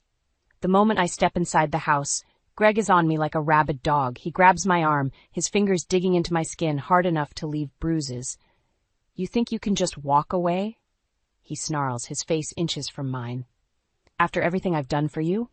I try to pull away, but his grip only tightens. "Let go of me, Greg. Not until you come to your senses. You're not leaving me, Lana. I won't allow it." Janice appears in the doorway, her arms crossed over her chest. "You should be grateful Greg ever married you in the first place," she sneers. "Who else would want a pathetic, useless woman like you?" Anger flares in my chest, hot and bright. "I'm not useless," I snap, "and I'm not gonna let you treat me like this anymore." Greg barks out a harsh laugh. "Oh, really? And what are you gonna do, huh? You have no money, no job, no skills. You're nothing without me." I wrench my arm out of his grasp, my skin throbbing. "I'll figure it out. Anything is better than living like this." Janice steps forward, her eyes glittering with malice. "If you even think about leaving, I'll make sure you never see Mason again. I'll tell him what a selfish, horrible mother you are. He'll hate you forever." My stomach twists at the thought of losing my son. "You can't do that. The courts won't let you." "Courts?" Greg scoffs. "You really think you can afford a lawyer? I control all the money, remember? And I'll make sure you don't see a dime." Fear claws at my throat, but I force myself to stand tall. "I have friends, family. They'll help me." Janice laughs, cold and cruel. "Your family? They've never approved of you, Lana. They think you're a failure. And your friends? What friends? We're all you have." Tears sting my eyes, but I blink them back. I won't let them see me break. "That's not true. I have people who care about me, who believe in me." Greg's face twists with rage. "You ungrateful bitch," he spits. "After everything I've given you, this is how you repay me? By tearing our family apart?" "You tore this family apart the moment you laid hands on me," I say, my voice shaking. "The moment you decided your ego was more important than your wife and child." Greg's hand shoots out, grabbing me by the throat. I gasp, clawing at his fingers as he slams me against the wall. "You're not going anywhere," he growls, his breath hot against my face. "You belong to me. Do you understand? You'll never escape me." Black spots dance in my vision as I struggle for air. Just as I'm about to pass out, Greg releases me, letting me crumple to the floor. "Get out of my sight," he snarls, "and if you ever try to leave again, I'll make you regret it." I stagger to my feet, my throat burning with every breath. Janice smirks at me as I stumble past her, her eyes gleaming with triumph. I make it to the bedroom before I break down, sobs tearing from my chest. I bury my face in my hands, my whole body shaking with the force of my grief. How did I let it get this far? How did I let them break me down so completely? But even as despair threatens to swallow me whole, a tiny spark of defiance flickers in my chest. They may have beaten me down, but they haven't broken me. Not yet. I think of Mason, of the bright, beautiful boy who deserves so much better than this. I think of my sister, of the strength and courage she always saw in me, even when I couldn't see it myself. I may be trapped, but I'm not helpless. I'll find a way out of this, no matter what it takes. For Mason, for myself, for the life I know we both deserve. Greg and Janice have underestimated me for the last time. They think they can control me, but they're wrong. I'm done being their victim. It's time to fight back. The next morning, I slip out of the house before Greg and Janice wake up, my heart pounding in my chest. I drive to a nearby coffee shop and pull out my phone with shaking hands. I scroll through my contacts until I find Olivia's number. She's a divorce lawyer and an old friend of my sister's. I hesitate for a moment, fear twisting in my gut. What if she doesn't believe me? What if she thinks I'm overreacting? I take a deep breath and hit the call button. Olivia answers on the second ring, her voice warm and friendly. Lana, it's been a while. How are you holding up? I swallow hard, tears stinging my eyes. Olivia, I need your help. I want to leave Greg, but he's threatening to take my son away from me. There's a pause on the other end of the line. Lana, are you safe right now? Is Greg with you? No, I'm alone. But he's been abusive, Olivia, physically and emotionally, and his mother is just as bad. They've been controlling every aspect of my life for years. Olivia's voice is gentle but firm. Lana, I'm so sorry you're going through this, but you're doing the right thing by reaching out for help. No one deserves to be treated that way. Relief washes over me, so strong it nearly knocks me off my feet. Thank you, Olivia. I didn't know who else to turn to. You did the right thing, she assures me. Now, here's what we're going to do. I want you to start documenting everything. The abuse, the threats, the financial control. Keep a journal, take photos of any injuries, save any threatening messages or emails. I nod, even though she can't see me. Okay, I can do that. Good. And I'm going to start putting together an escape plan for you and Mason. We'll need to be careful, but I promise you, Lana, we'll get you out of there. Tears spill down my cheeks. Thank you, Olivia. I don't know how I'll ever repay you. You don't have to repay me, she says firmly. Just focus on staying safe and gathering evidence. I'll handle the rest. We hang up a few minutes later, and I sit in my car, my mind racing. I know documenting the abuse won't be easy. Greg is careful not to leave visible marks, and Janice is a master at twisting my words against me. But I also know I can't keep living like this. I can't let Mason grow up thinking this is normal, that this is what love looks like. I drive home in a daze, my heart hammering in my chest. When I walk through the front door, Greg is waiting for me, his eyes narrowed with suspicion. Where were you? He demands, his voice low and dangerous. I force myself to meet his gaze, my chin lifted defiantly. I went for a drive. I needed some air. He takes a step towards me, his fists clenched at his sides. You didn't think to ask permission first? Anger flares in my chest, hot and bright. I don't need your permission to leave the house, Greg. I'm not your prisoner. His face twists with rage, and for a moment I think he's going to hit me. But instead, he grabs my arm, his fingers digging into my skin. You're my wife, he snarls. You'll do as I say, or there will be consequences. I wrench my arm out of his grasp, my heart pounding. I'm not afraid of you anymore, Greg, and I'm not going to let you control me any longer. With that, I turn on my heel and march upstairs, slamming the bedroom door behind me. My hands shake as I pull out my phone and start typing up everything that just happened. It's not much, but it's a start. A tiny crack in the facade of our perfect marriage, a glimmer of hope in the darkness. I know the road ahead won't be easy. Greg and Janice will fight me every step of the way, will try to break me down until there's nothing left. But I also know I'm not alone anymore. I have Olivia in my corner, and the truth on my side. And for the first time in years, I feel something stirring in my chest. A flicker of strength, of determination. I'm ready to take my life back, one piece at a time, and heaven help anyone who tries to stop me. Over the next few weeks, I pour all my energy into documenting Greg's abuse and gathering evidence of his financial misconduct. I take photos of the bruises on my arms, save threatening voicemails and emails, and keep a detailed journal of every incident. But the more I stand up for myself, the more volatile Greg becomes. He flies into rages over the smallest things, smashing dishes and punching holes in the walls. Janice only adds fuel to the fire, whispering poisonous words in his ear and reminding me of my place. One evening, I come home from a meeting with Olivia to find Greg waiting for me in the living room, a cruel smile on his face. I've been doing some thinking, he says, his voice deceptively calm, and I've decided you don't need a car anymore, or a phone for that matter. My stomach drops. What are you talking about? He holds up my keys and my cell phone, dangling them in front of me like a cat toying with a mouse. I'm cutting you off, Lana. No more sneaking around behind my back. No more secret meetings with your little friends. Panic rises in my throat. Greg, you can't do this. I need my car to take Mason to school, to run errands, and my phone is my only lifeline. He laughs, cold and cruel. You don't need a lifeline. You have me, remember? I'm all you need.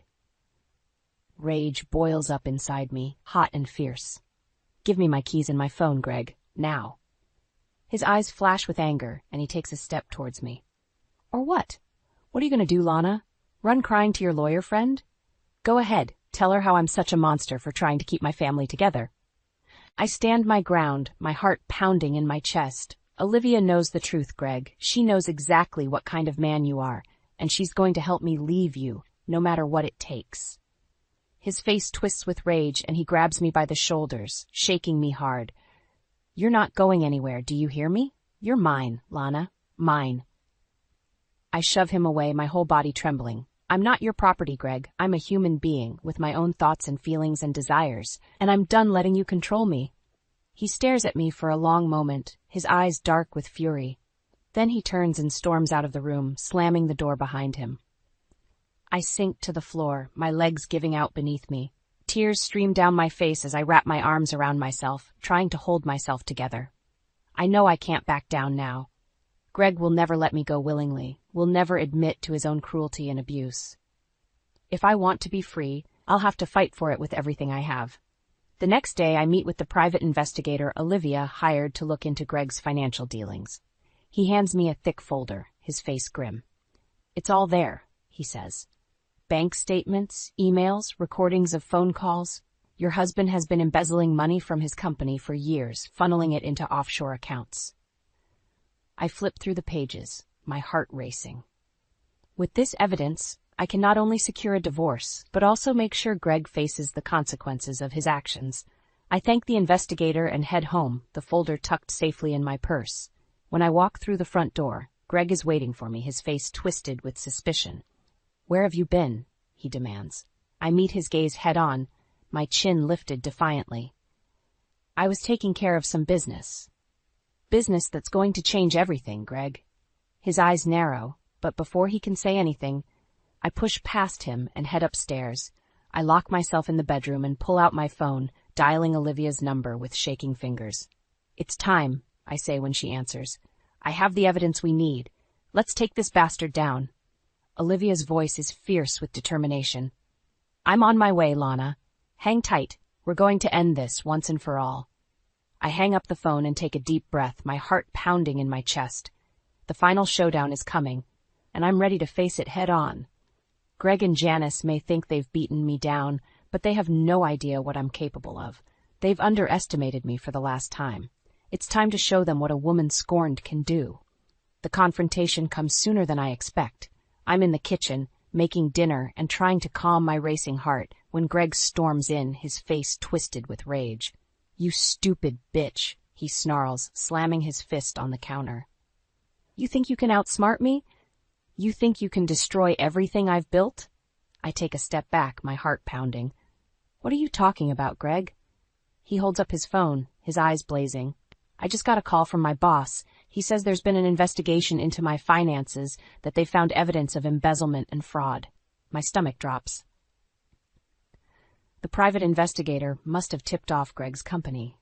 I knew it was a risk, but I didn't expect it to happen so fast. Greg, I don't know what you're talking about, I stammer, trying to keep my voice steady. He grabs me by the arm, his fingers digging into my skin. Don't lie to me, Lana. I know you're behind this. You and that lawyer friend of yours, trying to ruin me. I wrench my arm out of his grasp, anger boiling up inside me. You ruined yourself, Greg. You're the one who's been stealing money, lying to everyone. You're the one who's been abusing me for years. His face twists with rage, and he lunges at me, his hands wrapping around my throat. I gasp for air, clawing at his fingers as he slams me against the wall. You're nothing without me, he hisses, his breath hot against my face. You're a pathetic, worthless piece of shit, and you always will be. Black spots dance in my vision as I struggle to breathe. I'm about to pass out when suddenly the front door bursts open and Olivia rushes in, followed by 2 police officers. Get your hands off her, you son of a bitch, Olivia shouts, her voice shaking with fury. Greg releases me, and I crumple to the floor, gasping for air. The police officers grab him by the arms, wrestling him into handcuffs as he screams obscenities. "Lana, are you okay?" Olivia kneels beside me, her face etched with concern. I nod, tears streaming down my face. "I'm okay. I can't believe it's over." She helps me to my feet, her arm around my waist. "It's not over yet, honey, but we've got him. We've got all the evidence we need to put him away for a long time." I watch as the police officers drag Greg out of the house, his face twisted with rage and hatred. Janice stands in the doorway, her eyes wide with shock. "What have you done?" she whispers, her voice trembling. I meet her gaze head-on, my chin lifted defiantly. "I've taken my life back, Janice, and there's nothing you or Greg can do to stop me." She stares at me for a long moment, then turns and walks away, her shoulders slumped in defeat. I turn to Olivia, my heart swelling with gratitude. "Thank you," I whisper, my voice choked with tears, "for everything." She hugs me tight, her own eyes glistening. "You did this, Lana. You had the strength and the courage to stand up for yourself, to fight back against the monsters who tried to break you." I take a deep, shuddering breath, feeling like a weight has been lifted off my chest. "What happens now?" Olivia smiles, fierce and determined. "Now, we make sure Greg pays for what he's done. We make sure he never hurts you or anyone else ever again." I nod, a flicker of hope igniting in my chest. For the first time in years, I feel like I can breathe again. Like I'm finally free. There's still a long road ahead of me, I know. The divorce, the custody battle, the criminal trial. But with Olivia by my side and the truth on my side, I know I can face anything. Greg thought he could break me, could control me forever. But he underestimated me. He underestimated the strength and resilience of a woman pushed to her limits. And now, he's going to pay the price. One way or another, I'll make sure of it. The divorce hearing is a brutal, drawn-out affair. Greg and Janice pull out all the stops, slinging mud and lies in a desperate attempt to paint me as an unfit mother. Janice takes the stand first, her face a mask of false concern. "Lana has always been unstable," she says, her voice dripping with fake sympathy. "She's prone to fits of hysteria, to wild mood swings. I worry for Mason's safety in her care." I clench my fists under the table, anger boiling up inside me. How dare she try to twist the truth, to make me out to be the villain in this story? But Olivia is prepared. She presents the judge with the evidence we've gathered, the photos of my bruises, the threatening messages from Greg, the financial records proving his misconduct. "Mrs. Thompson," Olivia says, her voice calm and measured, "can you explain why you never reported your concerns about Lana's supposed instability to the authorities or sought help for her?" Janice sputters, her face turning red. I didn't want to cause trouble. I thought I could handle it myself." Olivia nods, a small smile playing at the corners of her mouth. "I see. And can you explain why, if Lana was so unstable, you encouraged your son to marry her and start a family?" Janice opens and closes her mouth like a fish out of water, unable to come up with a response. Next, it's Greg's turn on the stand. He tries to paint himself as the victim, as the long-suffering husband who only wanted to keep his family together. But Olivia is relentless. She grills him on the abuse, on the financial misconduct, on the years of control and manipulation. "Mr. Thompson," she says, her voice hard as steel, "can you explain to the court why you felt the need to monitor your wife's every move, to cut her off from her friends and family, to control every aspect of her life?" Greg's face turns purple with rage. "I was protecting her," he snarls. "She's weak, she's easily led astray. I was doing what was best for her." Olivia scoffs, shaking her head. "No, Mr. Thompson, you were doing what was best for you. You were exerting your power and control over a woman you saw as your property, not your partner." The judge listens to the testimony, his face impassive. But I can see the disgust in his eyes, the anger at the way I've been treated. When it's my turn to take the stand, I tell my story with a steady voice and a clear head. I talk about the abuse, the fear, the helplessness. I talk about the strength it took to break free, to fight back against the monsters who tried to break me. And then I play my trump card. I present the judge with the recordings I've been making in secret. Recordings of Greg's abuse, of Janice's manipulation, of their lies and deceit. The courtroom goes silent as my words echo through the speakers. Greg's face drains of color, and Janice looks like she's going to be sick. The judge listens to the recordings, his face growing darker by the second.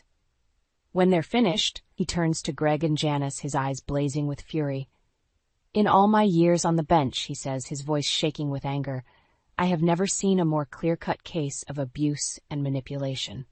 The evidence presented here today leaves no doubt in my mind that Mrs. Thompson has been the victim of a sustained campaign of terror and control at the hands of her husband and mother-in-law." He turns to me, his face softening. "Mrs. Thompson, I am so sorry for what you have endured. You have shown incredible strength and courage in the face of unimaginable adversity. I am granting you full custody of your son, as well as a significant portion of your husband's assets as compensation for the abuse you have suffered." Tears stream down my face as the weight of his words sinks in. I've won. I've beaten Greg and Janice at their own game, and I've taken back my life. I turn to Olivia, my heart swelling with gratitude. "Thank you," I whisper, my voice choked with emotion. "For everything." She hugs me tight, her own eyes glistening. "You did this, Lana. You had the strength and the courage to stand up for yourself, to fight back against the monsters who tried to break you." I take a deep, shuddering breath, feeling like a weight has been lifted off my chest. For the first time in years, I feel like I can breathe again, like I'm finally free. The road ahead won't be easy, I know. There's still healing to be done, still wounds to be mended. But with Mason by my side and the truth on my side, I know I can face anything. Greg and Janice thought they could break me, could control me forever. But they underestimated me. They underestimated the strength and resilience of a woman pushed to her limits. And now, they're paying the price. One way or another, justice has been served. 10 years later, I hardly recognize the woman staring back at me in the mirror. The lines around my eyes are deeper, the gray in my hair more pronounced, but there's a lightness to my step and a joy in my heart that I never thought I'd feel again. After the divorce, I threw myself into rebuilding my life. I went back to school, got my degree in social work, and started a nonprofit organization dedicated to helping women escape abusive relationships. It wasn't easy, juggling my studies and my work with being a single mother to Mason. But every time I felt like giving up, I remembered the strength it took to leave Greg, to fight back against the monsters who tried to break me. And Mason, my beautiful, brilliant boy. He's grown into a kind, compassionate young man with a heart as big as the sky. He's the light of my life, the reason I wake up every morning with a smile on my face. We're having breakfast together one sunny Saturday morning when there's a knock at the door. I open it to find a man I barely recognize, gaunt, haggard, with a haunted look in his eyes. It takes me a moment to realize it's Greg. "What are you doing here?" I ask, my voice cold and hard. He shifts from foot to foot, unable to meet my gaze. I just wanted to see you, to talk to you." I cross my arms over my chest, my heart pounding. "We have nothing to talk about, Greg. You lost that right a long time ago." He nods, his shoulders slumping. "I know. I wanted to apologize for everything I put you through, for the way I treated you." I stare at him, my mind reeling. Is this some kind of trick, some new manipulation? But the look in his eyes is genuine, the remorse and shame palpable. "I've lost everything," he says, his voice choked with emotion. "My job, my money, my reputation. Even Janice won't speak to me anymore. I've hit rock bottom, and I know it's no one's fault but my own." I feel a flicker of satisfaction at his words, a sense of vindication, but it's tempered by a strange sense of pity, a realization that the man standing before me is a shell of his former self. "I'm sorry, Greg," I say, my voice softening, "but I can't forgive you. I can't forget what you did to me, the years of abuse and control." He nods, his eyes filling with tears. "I understand. I needed you to know that I'm sorry, that I take responsibility for my actions, and that I'll spend the rest of my life trying to be a better man." I watch as he turns and walks away, his shoulders hunched against the wind. And for a moment, I feel a flicker of something like closure, a sense that the past is finally truly behind me. I close the door and turn to find Mason standing in the hallway, his face etched with concern. "Was that Dad?" he asks, his voice trembling. I nod, my heart aching for the pain and confusion I see in his eyes. "He just wanted to apologize, to take responsibility for what he did to us." Mason is quiet for a long moment, his brow furrowed in thought. Do you think he meant it? That he's really sorry? I sigh, running a hand through my hair. I don't know, honey, but what I do know is that we've built a good life for ourselves. A life filled with love and joy and purpose. And nothing and no one can take that away from us. Mason nods, a small smile playing at the corners of his mouth. I'm proud of you, Mom, for being so strong, for never giving up on us. I wrap my arms around him, holding him close.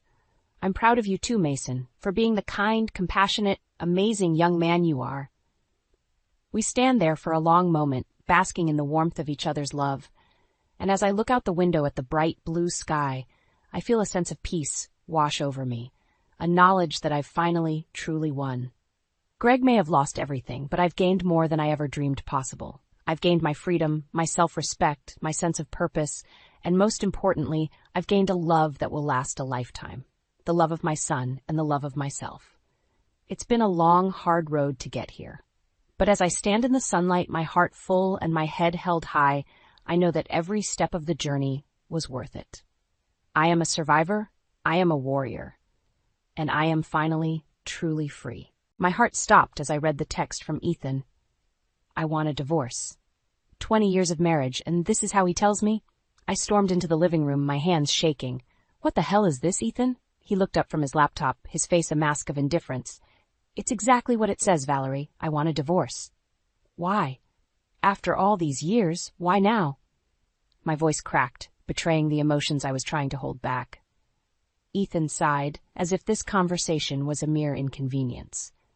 I've been having an affair with Natalie, my coworker. We're in love, and I want to start a new life with her. The room spun around me.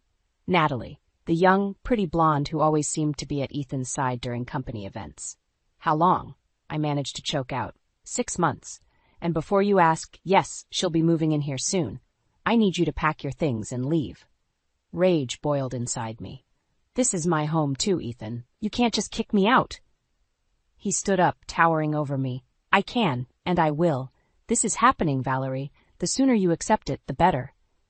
Tears streamed down my face as I realized the man I loved, the father of my children, was nothing more than a selfish, lying bastard.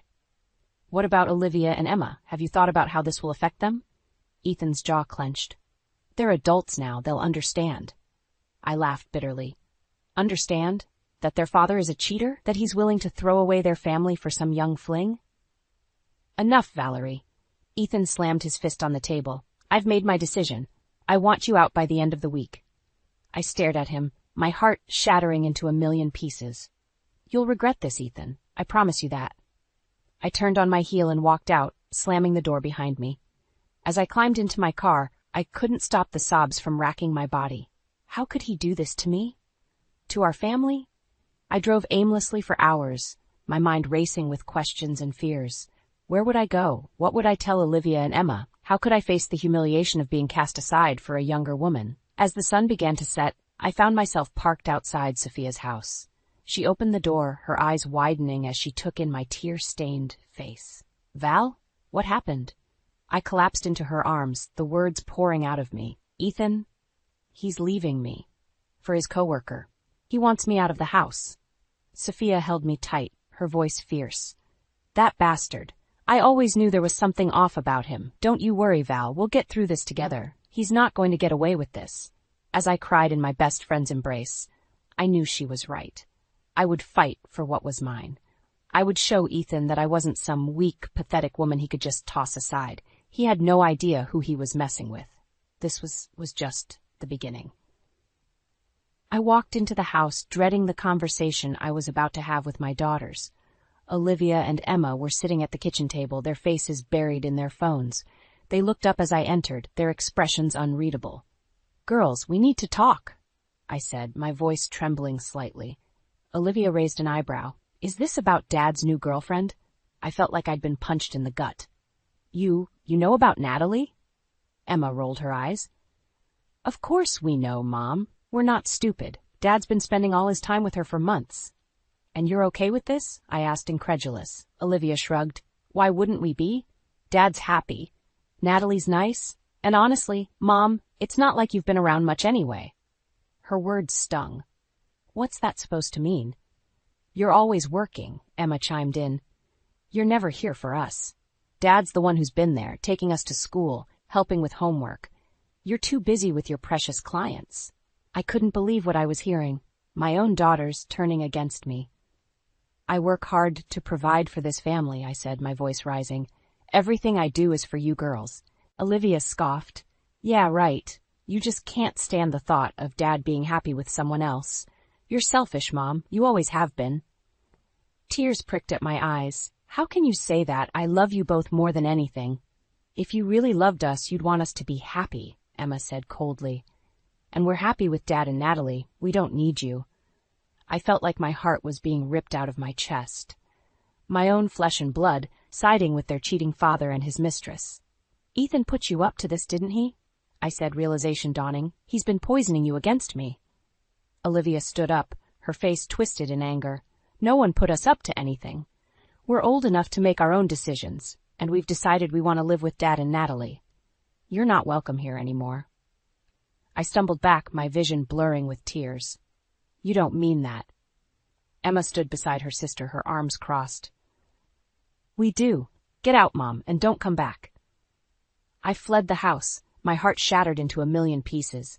I collapsed onto the front lawn, sobbing uncontrollably. How could everything have fallen apart so quickly? My husband, my daughters, my entire life, all gone in the blink of an eye. As I lay there, consumed by grief and betrayal, a small spark of anger began to grow inside me. Ethan had done this. He had turned my own children against me, manipulating them for his own selfish gain. And Natalie, that conniving little bitch, had played along, pretending to be their friend while she tore our family apart. I picked myself up off the ground, wiping away my tears. I wouldn't let them get away with this. I would fight for what was mine. I would make them pay for what they'd done. I pulled out my phone and dialed the number of the best divorce attorney in town. Hello, this is Valerie, I said, my voice steady and determined. I need your help. My husband has been cheating on me, and he's turned my daughters against me. I want to take him for everything he's got. As I hung up the phone, I felt a sense of purpose wash over me. I would come out of this stronger than ever. And Ethan and Natalie? They would regret the day they ever crossed me.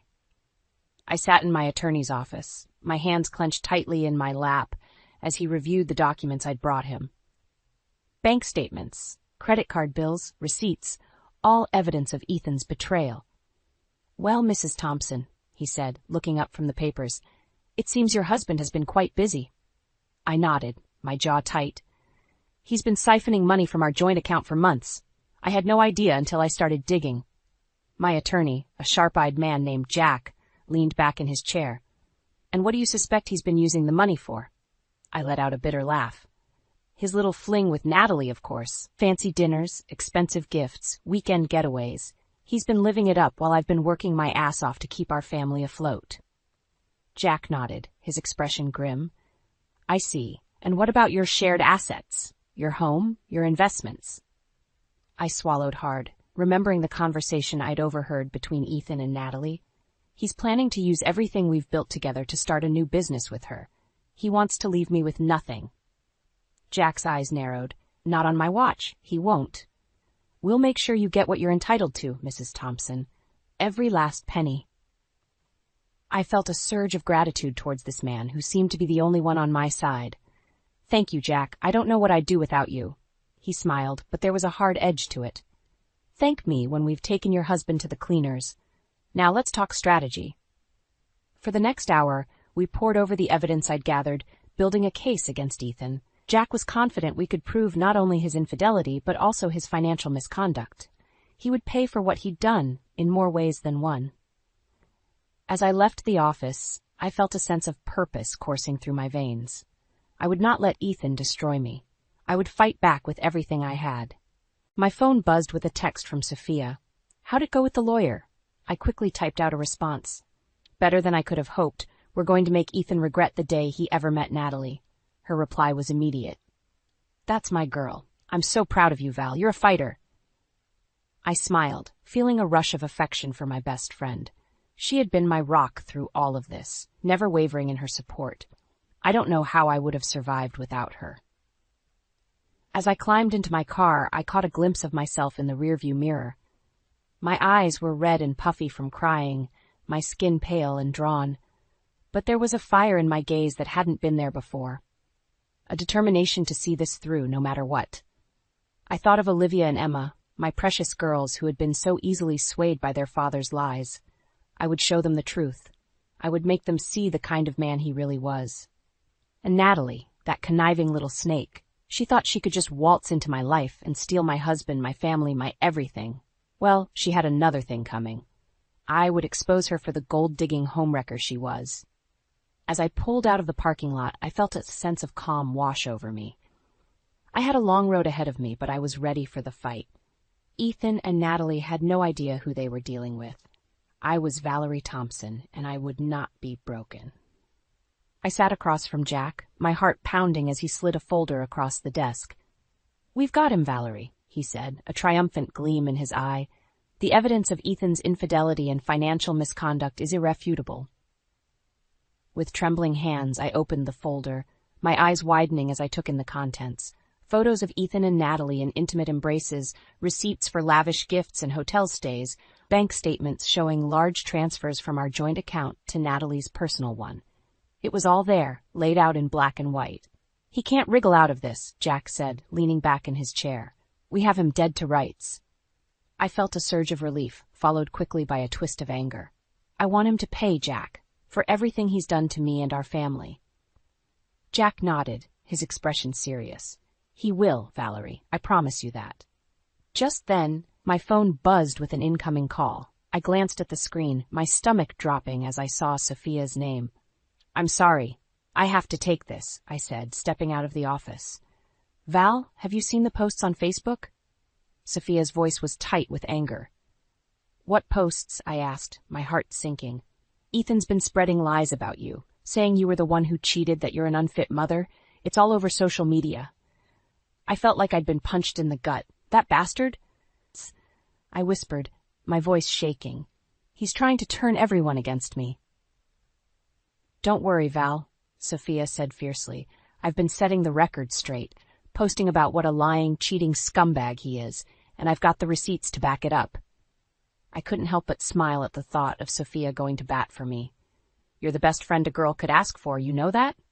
"Damn right I am," she said, and I could hear the grin in her voice. "Now tell me what your lawyer said." I filled her in on the evidence Jack had uncovered, my anger growing with every word. "He's not going to get away with this, Soph. I won't let him." "Damn straight," she said. "You're a fighter, Val. You've got this." I hung up the phone, feeling a renewed sense of determination. Ethan could spread all the lies he wanted. I had the truth on my side. I marched back into Jack's office, my head held high. "Let's do this," I said, my voice steady. "I'm ready to file for divorce." Jack smiled, a glint of admiration in his eye. "I'll have the papers drawn up immediately. Ethan won't know what hit him." As I left the office, I couldn't help but feel a sense of anticipation. The road ahead wouldn't be easy, but I was ready for the fight. Ethan had picked the wrong woman to mess with. I drove to Sophia's house, my mind racing with plans and strategies. She opened the door before I even had a chance to knock, pulling me into a tight hug. "We're going to make him pay, Val," she said, her voice muffled against my shoulder, "for everything he's done to you."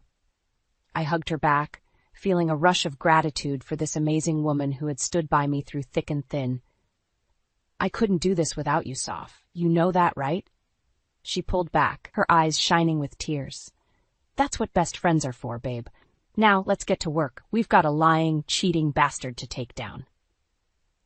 As we sat at her kitchen table, poring over the evidence and plotting our next moves, I felt a sense of calm wash over me. I had the truth, I had the law, and I had my best friend by my side. Ethan didn't stand a chance. I stormed into the house, the divorce papers clutched tightly in my hand. Ethan was sitting on the couch, his arm draped casually around Natalie's shoulders. They both looked up as I entered, their expressions a mix of surprise and annoyance. "What the hell are you doing here, Valerie?" Ethan asked, standing up. "I thought I made it clear you weren't welcome anymore." I threw the papers at his feet, my eyes blazing with fury. "I'm here to serve you with divorce papers, you lying, cheating bastard." Natalie's eyes widened, her face going pale. "Divorce papers? Ethan, what's going on?"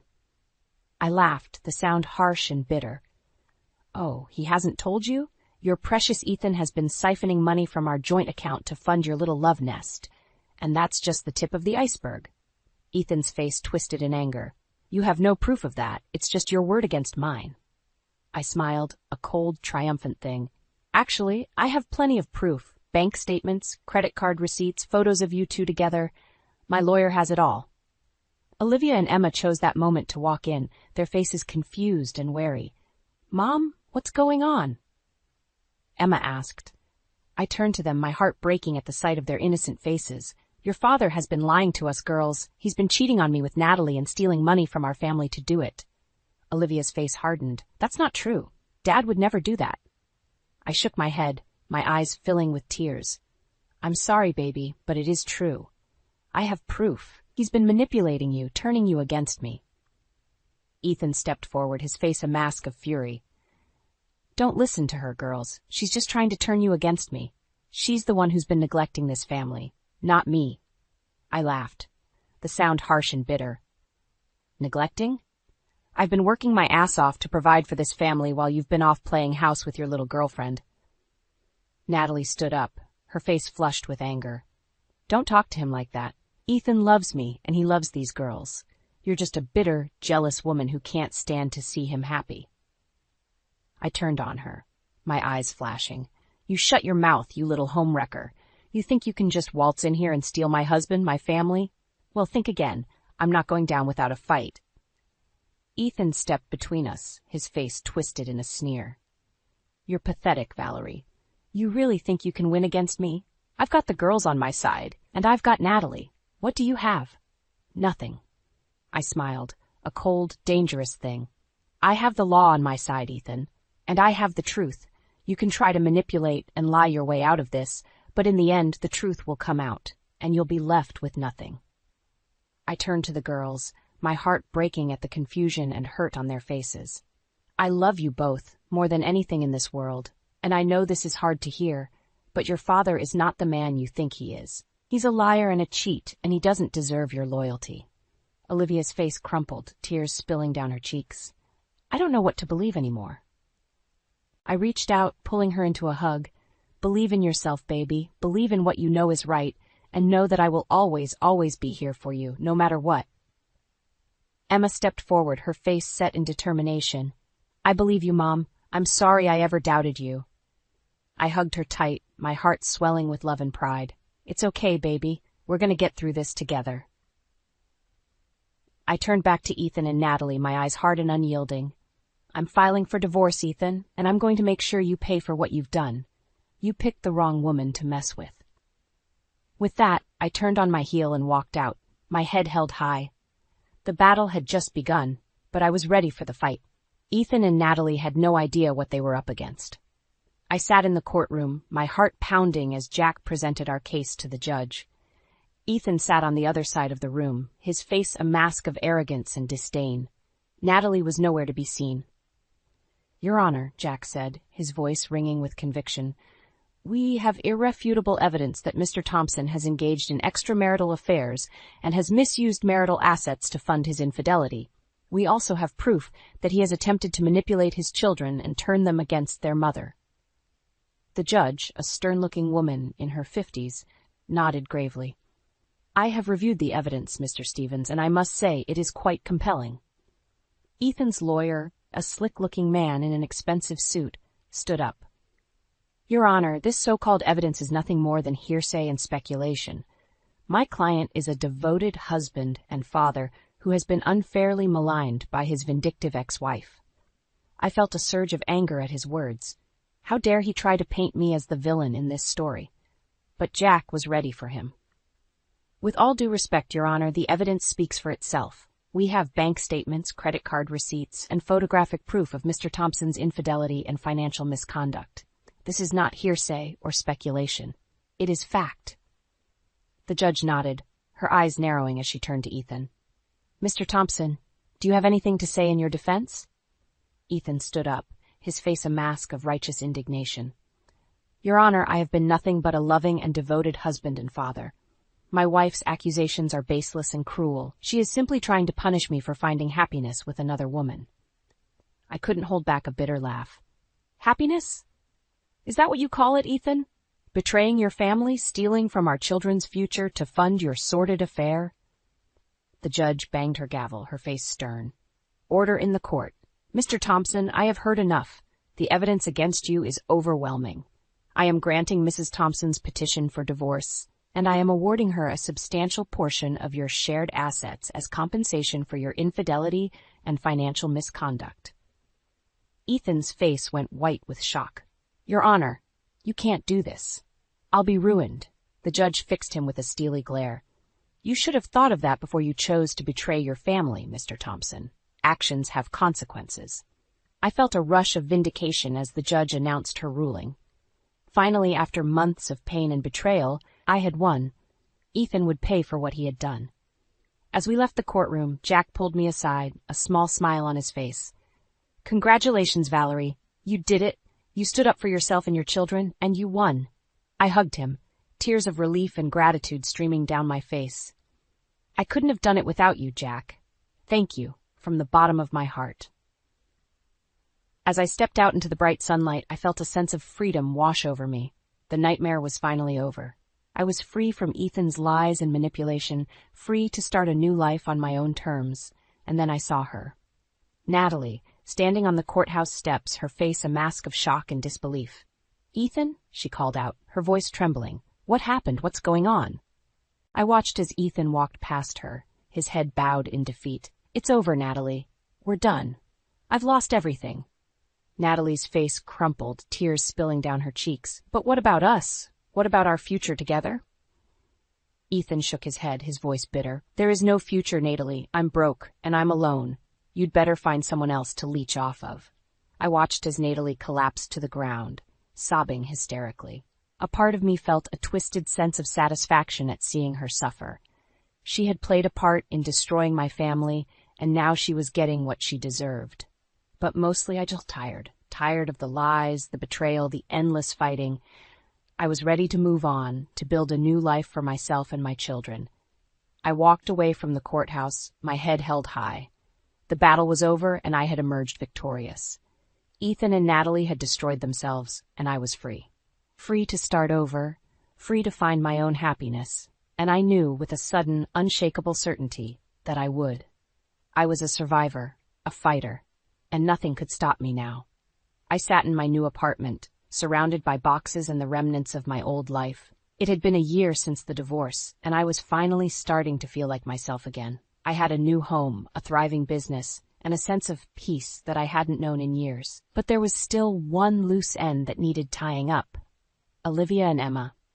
They had been distant since the divorce, struggling to come to terms with their father's betrayal and their own role in the fallout.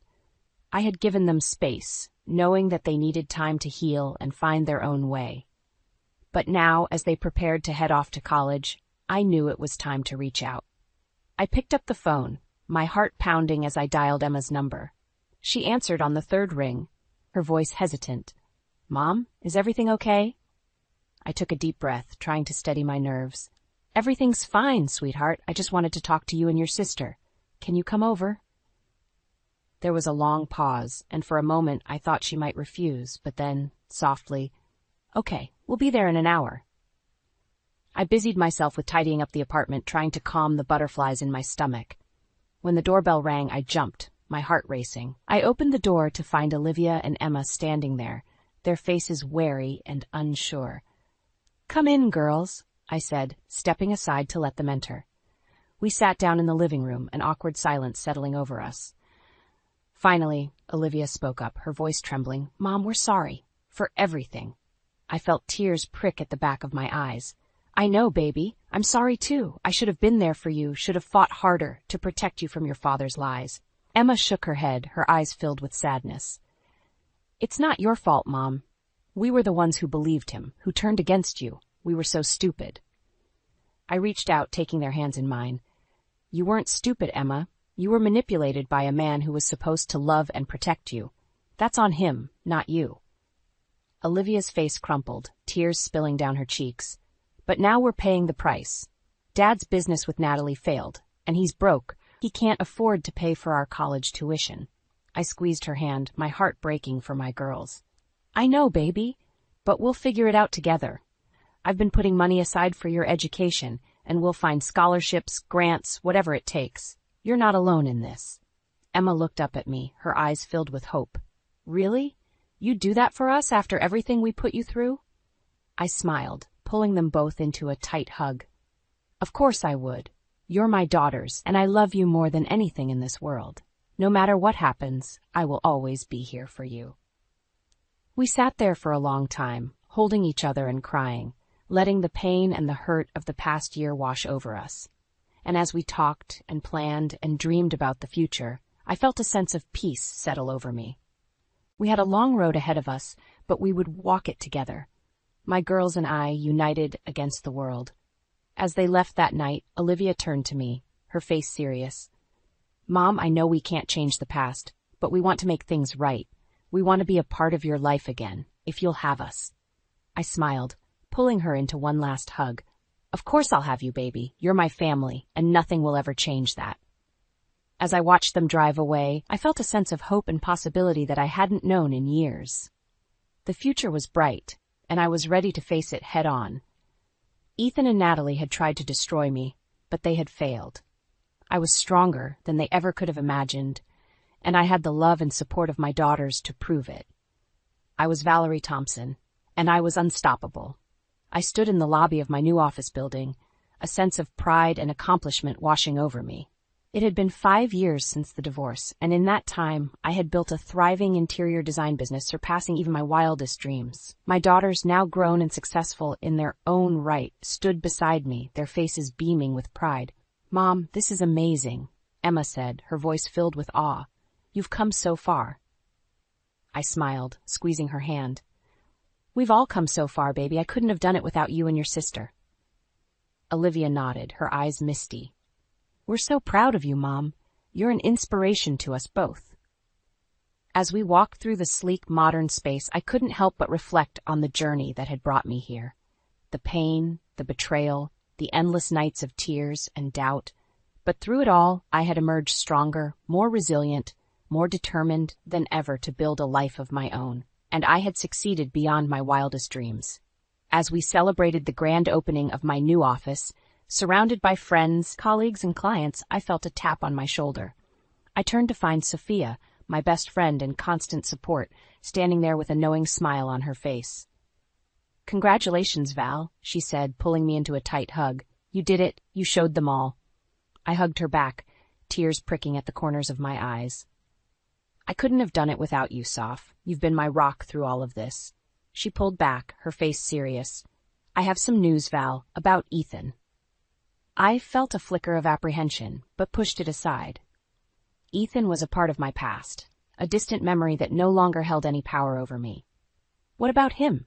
Sophia took a deep breath. He's broke, Val. His business with Natalie failed, and he's been struggling to make ends meet. I heard he's even had to move back in with his parents. I felt a twinge of satisfaction at the news, but it was fleeting. I had moved on, built a new life for myself. Ethan's fate was no longer my concern. I'm sorry to hear that, I said, my voice even. But it's not my problem anymore. He made his choices, and now he has to live with the consequences. Sophia nodded, a proud smile on her face. You're right, Val. You've moved on, and you've built something amazing. Don't let him drag you back down. As the party continued around us, I felt a sense of peace wash over me. I had faced my demons, confronted my past, and emerged victorious. I was no longer the broken, shattered woman I had once been, but a strong, confident, successful one. And I had my daughters to thank for that. As the night wore on, Olivia and Emma pulled me aside, their faces serious. Mom, we want to apologize, Olivia said, her voice trembling, for everything we put you through, for not believing in you when you needed us most. I shook my head, pulling them both into a tight hug. You have nothing to apologize for, my loves. We all made mistakes, but we've learned and grown from them. And look at us now. We're a family again. Stronger than ever. Emma nodded, her eyes shining with tears. We love you, Mom, more than anything in this world. I held them close, my heart full to bursting. I love you too, my darlings, always and forever. As I looked out over the city skyline, the twinkling lights of the buildings below, I felt a sense of peace and contentment that I had never known before. I had weathered the storm through the darkness and emerged into the light. I was Valerie Thompson, a survivor, a fighter, a woman who had lost everything and built it all back up again. And I knew, with a sudden, unshakable certainty, that nothing could ever bring me down again. I had won, and I had my daughters by my side. And that was all that mattered. I feel my heart lurch as I spot Sienna across the trendy restaurant, openly flirting with my husband Derek. She leans in close, trailing a manicured finger down his arm, her ruby lips curled in a seductive smile. Derek shifts uncomfortably, but doesn't pull away. The sight makes me physically ill. I grip the edge of our table, knuckles turning white, as a wave of nausea hits me. It's been over a decade since Sienna and I were best friends in college, but seeing her again brings all the painful memories rushing back in vivid detail. "Honey, are you okay?" Derek asks, noticing my distress as he returns to our table. "You look like you've seen a ghost." I need some air," I manage to choke out, grabbing my purse and fleeing the suffocating restaurant before he can stop me. Outside, I gulp in deep breaths of the cool night air, trying to steady myself against the brick wall. But I can't stop shaking. Post-traumatic stress, my therapist called it. The betrayal that forever shattered my ability to trust. Sienna had been my closest confidant, despite our contrasting personalities. She was the wild, popular sorority girl who brought me out of my shy, studious shell. I admired her boldness, her devil-may-care spirit, but I never imagined she would seduce my fiancé Jason just weeks before our wedding. "Ava, wait!" Derek appears at my side, his brow furrowed with concern. "What's going on? Who was that woman?" "No one," I lie instinctively. I never told Derek about Sienna or Jason. How could I? The shame and humiliation are still too raw, even after all these years. I just felt suddenly sick. Maybe it was something I ate. Derek frowns, unconvinced, but wraps a comforting arm around my shoulders. "Let's go home. I'll make you some tea and we can relax." I nod weakly, letting him guide me to the car. But as we drive away, I can't help glancing back at the restaurant, half expecting to see Sienna smirking after us.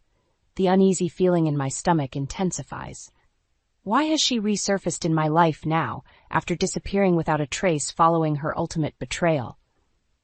The last I heard, she had gotten pregnant, supposedly with Jason's baby, though a small, bitter part of me always suspected that was just another of her manipulations. Jason broke up with me to do the right thing. But Sienna vanished soon after, leaving both of us shattered. She never even apologized to me or offered any compensation to my family for the wedding expenses. My parents were livid. I squeezed my eyes shut, trying to block out the memories threatening to consume me. I can't let Sienna's toxicity poison my life again. I have a loving husband, an adorable son, a beautiful home. I won't let her take that from me. But even as I try to reassure myself, a sinking feeling tells me this is only the beginning. Sienna is back for a reason, and when she sets her sights on something, or someone, she won't stop until she gets it. The next morning, I wake up groggy and unsettled, Sienna's unexpected reappearance still weighing heavily on my mind. As I go about my usual routine, getting my son ready for school, tidying up the house, I can't shake the sense of foreboding that clings to me like a shadow. Memories of my college days with Sienna keep intruding, no matter how much I try to push them away. We were an unlikely pair, the studious introvert and the wild party girl, but somehow we just clicked. She brought excitement and spontaneity into my predictable life, and I grounded her with my responsible nature. At least, that's what I thought. Looking back, I realize how one-sided our friendship really was. Sienna was always the center of attention, basking in the adoration of everyone around her. She thrived on drama and chaos, leaving a trail of broken hearts wherever she went. I was no exception. Anytime a guy showed the slightest interest in me, Sienna would swoop in with her irresistible charm and steal him away. She couldn't stand the thought of being overshadowed, even by her supposed best friend. Jason was the first guy who ever made me feel truly special. He saw past my shy exterior and appreciated my intelligence and kindness. When he proposed after graduation, I thought my fairy tale ending had finally come. But Sienna couldn't let me have my happily ever after. The night of my bachelorette party, she pulled me aside, her eyes glinting with malice. "I have a confession to make," she slurred, champagne sloshing in her glass. "Jason and I have been sleeping together for months. He's only marrying you out of pity." I stared at her in shock, bile rising in my throat. "You're lying. Jason would never cheat on me, especially not with my best friend." Sienna laughed, a cruel, mocking sound. "Oh, sweet, naive Ava. You really thought he loved you? He's been mine all along, and now I'm pregnant with his baby." The room spun around me as her words sank in. I wanted to scream, to lash out at her, but I was paralyzed by the depth of her betrayal. She watched me crumple with a smug satisfaction, taking a long sip of her drink. "Don't worry, I'll let you keep the wedding gifts. Consider it a consolation prize." With that, she sauntered away, leaving me to pick up the shattered pieces of my life. Jason confirmed her story the next day, his face twisted with guilt and shame. He left to do the right thing by Sienna, while I drowned in despair.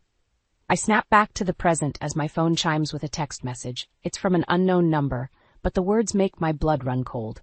"Long time no see, bestie. Hubby's quite the catch. I see I trained you well. Let's catch up soon, for old time's sake. Soxo S."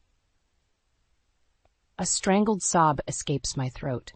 Even after all these years, Sienna still knows exactly how to get under my skin. She sees my marriage as just another thing to take away from me, another way to prove her power. But I'm not the same naive, trusting girl I was back then. I've survived her cruelty before, and I'll do it again. I won't let her destroy the life I've built with Derek. I take a deep breath and delete the message, my finger hovering over the block button. It's time to cut Sienna out of my life for good before she can inflict any more damage. I won't be her victim again. The memories of Sienna's betrayal continue to haunt me as I go through the motions of my daily life. I find myself constantly looking over my shoulder, half expecting to see her smug face lurking around every corner.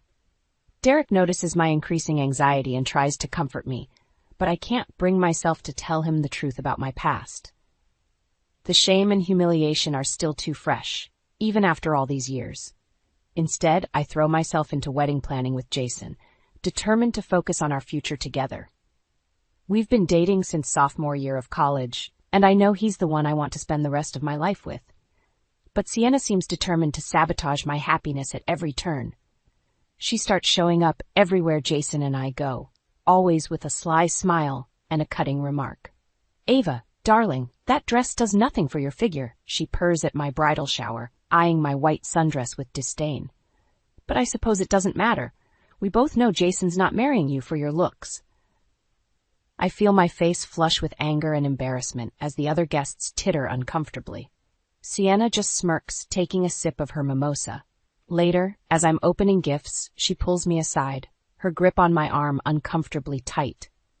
"I have a special surprise for you," she whispers, her breath hot against my ear. "Meet me in the bathroom in 5 minutes." Against my better judgment, I follow her, my heart pounding in my chest. When I enter the bathroom, Sienna is perched on the counter, her legs crossed seductively. "I've been sleeping with Jason," she says casually, examining her perfectly manicured nails, "for months now. He says I'm the best he's ever had." I feel like I've been punched in the gut. "You're lying," I manage to choke out, tears blurring my vision. "Jason would never cheat on me, especially not with you." Sienna just laughs, a cruel, mocking sound. "Oh, Ava, you're so naive. Men always want what they can't have, and let's face it, you're not exactly a challenge." She hops off the counter and saunters towards me, her hips swaying. "But don't worry, I'll take good care of him. And the baby, of course." My world comes crashing down around me as the realization hits. "You're pregnant?" I whisper, my voice cracking. Sienna just smiles, patting her flat stomach. "Surprise! Jason's going to make such a good daddy, don't you think?" I flee the bathroom, my chest heaving with sobs. I confront Jason that night, praying that it's all just a cruel joke. But the guilt on his face tells me everything I need to know. "I'm so sorry, Ava," he says, refusing to meet my eyes. "It was a mistake, but I have to do the right thing. Sienna and the baby need me." I watch numbly as he packs his things, my entire future unraveling before my eyes. The next few weeks pass in a blur of pain and humiliation as I cancel the wedding and return the gifts, my dreams of happily ever after shattered beyond repair. Sienna disappears soon after, leaving me to pick up the pieces of my broken life. I don't hear from her again, not even an apology or an offer to pay back my parents for the wedding expenses. But I can't escape the memory of her smug smile as she destroyed everything I held dear. It's a look that will haunt me for years to come, fueling the bitter flames of resentment and betrayal that smolder in my heart. I vow to myself that someday, somehow, I'll make Sienna pay for what she did to me. I don't know how or when, but I won't rest until I've had my revenge. In the aftermath of Sienna's betrayal, I find myself spiraling into a deep depression. I can barely get out of bed most days, let alone face the pitying looks and whispered gossip of my friends and family. My parents are beside themselves with worry. They've always been my biggest supporters, and seeing me so broken and defeated is more than they can bear. "Ava, sweetheart, you can't let this destroy you," my mother pleads, smoothing my unwashed hair back from my face. "Sienna's not worth it. You have to pick yourself up and move on." But moving on feels impossible when everywhere I turn, I'm reminded of what I've lost. The future I thought I had with Jason, the best friend I trusted with my deepest secrets, the sense of self-worth that Sienna so cruelly shattered. Weeks turn into months, and still I struggle to pull myself out of the darkness. My parents grow increasingly desperate, afraid that I'll never recover from this blow. Finally, my father takes matters into his own hands. "I've made an appointment for you with a matchmaker," he tells me one evening, his tone brooking no argument. "It's time for you to start living your life again, Ava. You can't let Sienna win." I want to protest, to tell him that the last thing I need right now is another man in my life. But the determination in his eyes stops me short. I know he's only trying to help in his own misguided way. So I go to the appointment, dragging myself through the motions of small talk and forced smiles. The matchmaker, a stern-looking woman in her 50s, eyes me critically. "You're a pretty girl, Ava," she says, tapping her pen against her notepad. "But you're not getting any younger. If you want to find a husband, you need to put in the effort." I bristle at her condescending tone, but I know she's right. I've let myself go in the months since Sienna's betrayal, too lost in my own misery to care about my appearance or my future. So I throw myself into the process, attending every event and mixer the matchmaker suggests. I force myself to smile and flirt, even when all I want to do is crawl back into bed and hide from the world. And then, one night, I meet Derek. He's older than me, a successful surgeon with a kind smile and a gentle demeanor. He listens attentively as I talk about my job as a teacher, my love of reading, my dreams of traveling the world. For the first time in months, I feel a spark of something other than despair. Derek makes me laugh, makes me feel valued and appreciated in a way I haven't felt in so long. We start dating, taking things slow at first. Derek is patient and understanding, never pushing me for more than I'm ready to give. Gradually, I start to heal, to believe that maybe happiness is possible for me after all. When Derek proposes a year later, I don't hesitate to say yes. Standing at the altar on our wedding day, surrounded by the love and support of my family and friends, I feel a sense of peace wash over me. I know that Sienna's betrayal will always be a part of my story, a scar that I'll carry with me for the rest of my life. But I refuse to let it define me any longer. As Derek and I exchange vows, promising to love and cherish each other for better or for worse, I feel a weight lift from my shoulders. I'm ready to start this new chapter of my life, to build a future with the man I love. And if Sienna ever dares to show her face again, I'll be ready. I'm not the same naive, trusting girl she destroyed all those years ago. I'm stronger now, and I won't let her hurt me or the people I love ever again. The first few years of my marriage to Derek are blissfully happy. We settle into a comfortable routine, enjoying quiet evenings at home and lazy Sunday mornings in bed. When I discover I'm pregnant, we're both overjoyed. Our son Liam is born on a sunny spring morning, healthy and perfect in every way. As I hold him in my arms for the first time, I feel a fierce surge of love and protectiveness. I vow to always keep him safe, to shield him from the kind of pain and betrayal I endured. When Derek gets a job offer at a prestigious hospital in another city, we decide to make the move. It's a fresh start for our little family, a chance to leave the ghosts of my past behind. But fate, it seems, has other plans. We've barely settled into our new home when I spot a familiar face at the hospital's annual fundraiser. Sienna, looking as glamorous and conniving as ever, is draped over the arm of one of Derek's colleagues. I feel a rush of panic, my old wounds reopening at the sight of her. Derek, sensing my distress, squeezes my hand reassuringly. "Is everything okay, love?" he murmurs, his brow furrowed with concern. Before I can respond, Sienna catches sight of us. Her eyes widen in recognition, a slow, predatory smile spreading across her face. "Ava, darling," she cries, air-kissing my cheeks with exaggerated enthusiasm. "It's been ages, and who's this handsome devil?" I stiffen as she turns her attention to Derek, her hand lingering on his arm a bit too long for my liking. "This is my husband, Derek," I say, my voice tight with barely suppressed anger. "Derek, this is Sienna, an old friend from college." Sienna laughs, a tinkling sound that sets my teeth on edge. "Friend? Oh, Ava, don't be so modest. We were practically sisters, weren't we?" I feel a muscle twitch in my jaw as I force a smile. Something like that. Sienna's gaze rakes over me, taking in my simple black dress and sensible heels. "Motherhood seems to have aged you, darling. What a pity." I bristle at the jab, but before I can retort, she turns her attention back to Derek. "You know, Derek, my husband and I are always looking for a fourth for couples tennis. We should play sometime." Derek, ever the gentleman, smiles politely. "That sounds lovely, Sienna. We'll have to set something up." I shoot him a warning look, but he doesn't seem to notice. Sienna just smirks, her eyes glinting with malice. "Wonderful. I'll have my husband call you to arrange it. Ta-ta for now, darlings." As she saunters away, I feel a cold knot of dread settle in the pit of my stomach. Seeing Sienna again has brought back all the old feelings of hurt and betrayal, the wounds I thought I'd long since buried. Over the next few weeks, Sienna seems to be everywhere. At the grocery store, the park where I take Liam for play dates, even the gym where I go for my morning yoga classes. Each time she makes a point of seeking me out, her barbed comments and thinly veiled insults chipping away at my carefully constructed facade of happiness. "Derek seems quite taken with me," she remarks one day, her tone dripping with false sympathy. "I do hope history isn't repeating itself, Ava. It would be such a shame for little Liam to grow up without a father." I clench my fists at my sides, fighting the urge to slap the smug smile off her face. "Derek loves me," I say through gritted teeth. "He would never betray me the way Jason did." Sienna just laughs, patting my cheek condescendingly. "Of course he does, darling, just like Jason loved you, right up until he didn't." I watch her walk away, my heart racing with a potent mix of fear and fury. I won't let Sienna destroy my life again. I can't.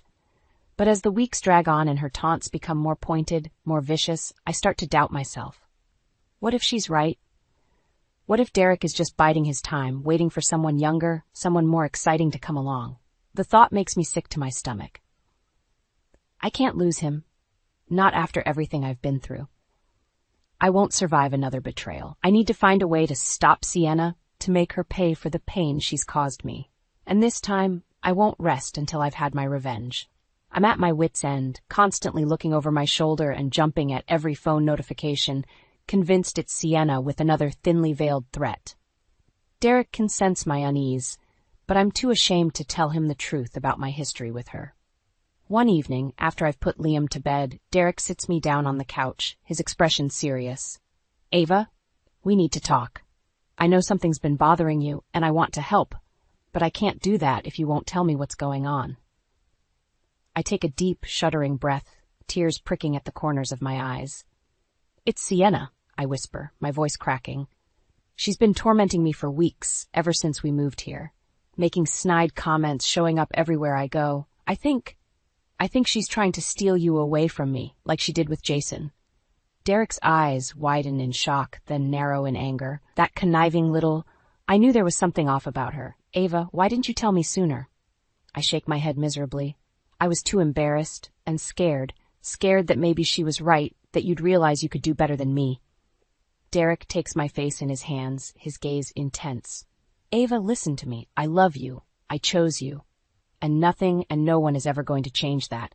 Certainly not some two-faced snake like Sienna." I let out a choked sob, burying my face in his chest as he holds me tight. For the first time in weeks, I feel a glimmer of hope. The next day, Derek comes home from work with a determined glint in his eye. "I have a plan," he announces, pulling me into his study. We're going to expose Sienna for the lying, manipulative witch she is. He outlines his idea. He'll pretend to be receptive to Sienna's advances, agreeing to meet her for drinks after work. I'll be listening in on a hidden microphone, net recording every word. Once we have proof of her true colors, we'll play the recording for her husband and anyone else who'll listen, Derek says, his jaw set. She'll be ruined. No one will ever trust her again. I hesitate, biting my lip. I don't know, Derek. It seems so underhanded, stooping to her level. He takes my hands in his expression softening. Ava, this woman has caused you nothing but pain for years. She's not going to stop until we make her. This is the only way to protect our family, to make sure she never hurts you again. I nod slowly, resolve hardening in my gut. Okay, let's do it. The night of the sting operation, I pace nervously in Derek's office, listening to the crackle of static on the earpiece. My heart pounds as I hear Sienna's voice, dripping with false sweetness. Derek, I'm so glad you agreed to meet me. I've been thinking about you constantly, ever since that fundraiser. The way you looked at me, I know you felt it too. I gripped the edge of the desk, bile rising in my throat, but I forced myself to keep listening. Ava's a nice girl, but let's be honest, she's not in our league. You need someone who can keep up with you, challenge you, someone like me. I hear the clink of ice in a glass, the rustle of fabric as she leans in closer. Why don't we get out of here? Go somewhere more private. I promise I'll make it worth your while. There's a long, tense pause, then Derek's voice, cold and cutting. You know, Sienna, I thought you were just a garden variety bitch, but now I see you're something much worse. You're pathetic. Sienna sputters in outrage, but Derek presses on. Did you really think I would ever betray Ava like that? That I'm as weak and spineless as you are? You disgust me. I hear a sharp intake of breath, then the scrape of a chair being pushed back. You'll regret this, Sienna hisses. Both of you. I don't think so, Derek says calmly. See, while we've been chatting, your husband has been listening in on every word. Somehow, I don't think he'll be too thrilled to learn what a snake he married. There's a clatter, a muffled curse, then the sound of retreating footsteps. I slump back in my chair, my whole body shaking with relief and adrenaline. Moments later, Derek bursts into the office, sweeping me into his arms. We did it, he murmurs into my hair. It's over, Ava. She can't hurt us anymore. I cling to him, tears streaming down my face. For the first time in years, I feel truly free. The fallout from our sting operation is swift and brutal. Sienna's husband files for divorce the very next day, citing irreconcilable differences. The scandal quickly spreads through the hospital grapevine, and within a week, Sienna is persona non grata among the staff. I almost feel sorry for her. Almost. But then I remember the years of torment she put me through, the way she gleefully destroyed my engagement and my friendship, and any pity I might have felt evaporates like mist. Sienna doesn't go quietly, of course. She shows up at the hospital in a rage, screaming obscenities at Derek and threatening to sue him for defamation. Security has to escort her out of the building, her designer heels dragging on the polished floors. That's when the real bombshell drops. Did you know about Sienna's heart condition? Derek asks me that evening, his expression grim. She's been hiding it for years, apparently, but her little tantrum today set off some kind of episode. She collapsed in the parking lot. I stare at him in shock, my mind reeling. Is she okay? Derek shrugs.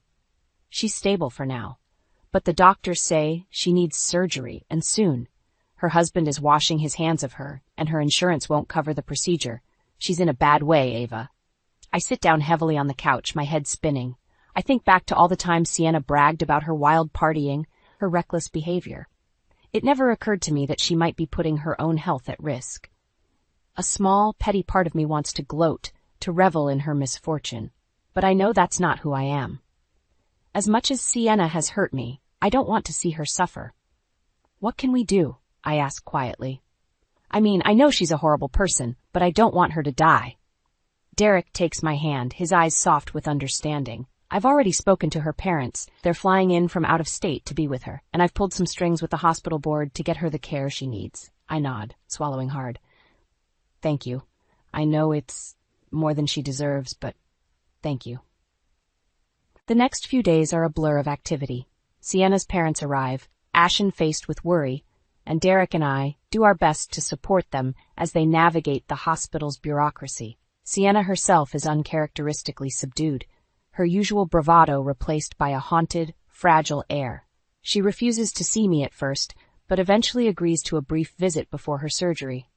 I hover awkwardly in the doorway of her hospital room, taking in the beeping machines and the IV drip snaking into her arm. Sienna looks small and frail against the stark white sheets, her face pale and drawn. "Ava," she rasps, her voice hoarse. "I didn't think you'd come." I shrug, trying to keep my expression neutral. I didn't want to. But I'm not like you, Sienna. I don't enjoy seeing people in pain. She flinches at that, her eyes filling with tears. "I'm sorry," she whispers, "for everything. I know it's too little, too late, but I'm sorry."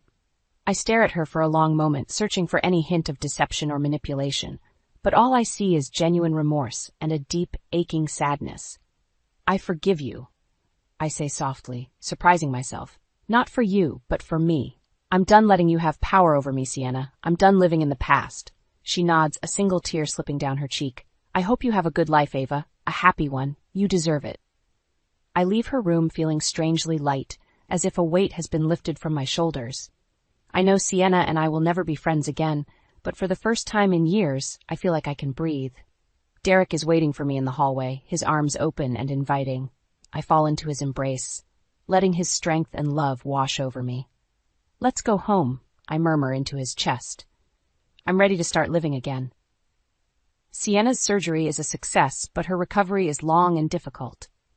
Her parents take her back to their hometown to recuperate, and for a while it seems like she's finally out of our lives for good. But then, about a year later, I get a call from her mother. "Ava, I know you and Sienna have had your differences," she says hesitantly, "but I was hoping you might be willing to talk to her. She's been struggling since the surgery, and I think it would do her good to make amends." I'm tempted to refuse, to tell her that Sienna is no longer my problem, but something in her mother's voice gives me pause. She sounds tired, worn down by the weight of her daughter's mistakes. "Okay," I say finally. "I'll talk to her, but I'm not making any promises." A few days later, Sienna shows up at my door, looking nothing like the glamorous, confident woman I once knew. She's thinner, her hair limp, and her eyes haunted. "Can I come in?" she asks, her voice small. I step aside wordlessly, letting her pass. We settle awkwardly in the living room, Liam's toys scattered across the floor. "I'm sorry for just showing up like this," Sienna begins, twisting her hands in her lap. "But I needed to see you, to apologize in person." I stay silent, waiting for her to continue. "I've been doing a lot of thinking since the surgery," she says slowly, "about the person I was, the things I did. And I'm ashamed, Ava. I'm so ashamed." She takes a deep, shuddering breath. "I was jealous of you, always. You had everything I wanted, the perfect boyfriend, the loving family, the bright future. And I couldn't stand it, so I did everything I could to tear you down, to make you feel as miserable as I did." I feel a flicker of sympathy, but I tamp it down.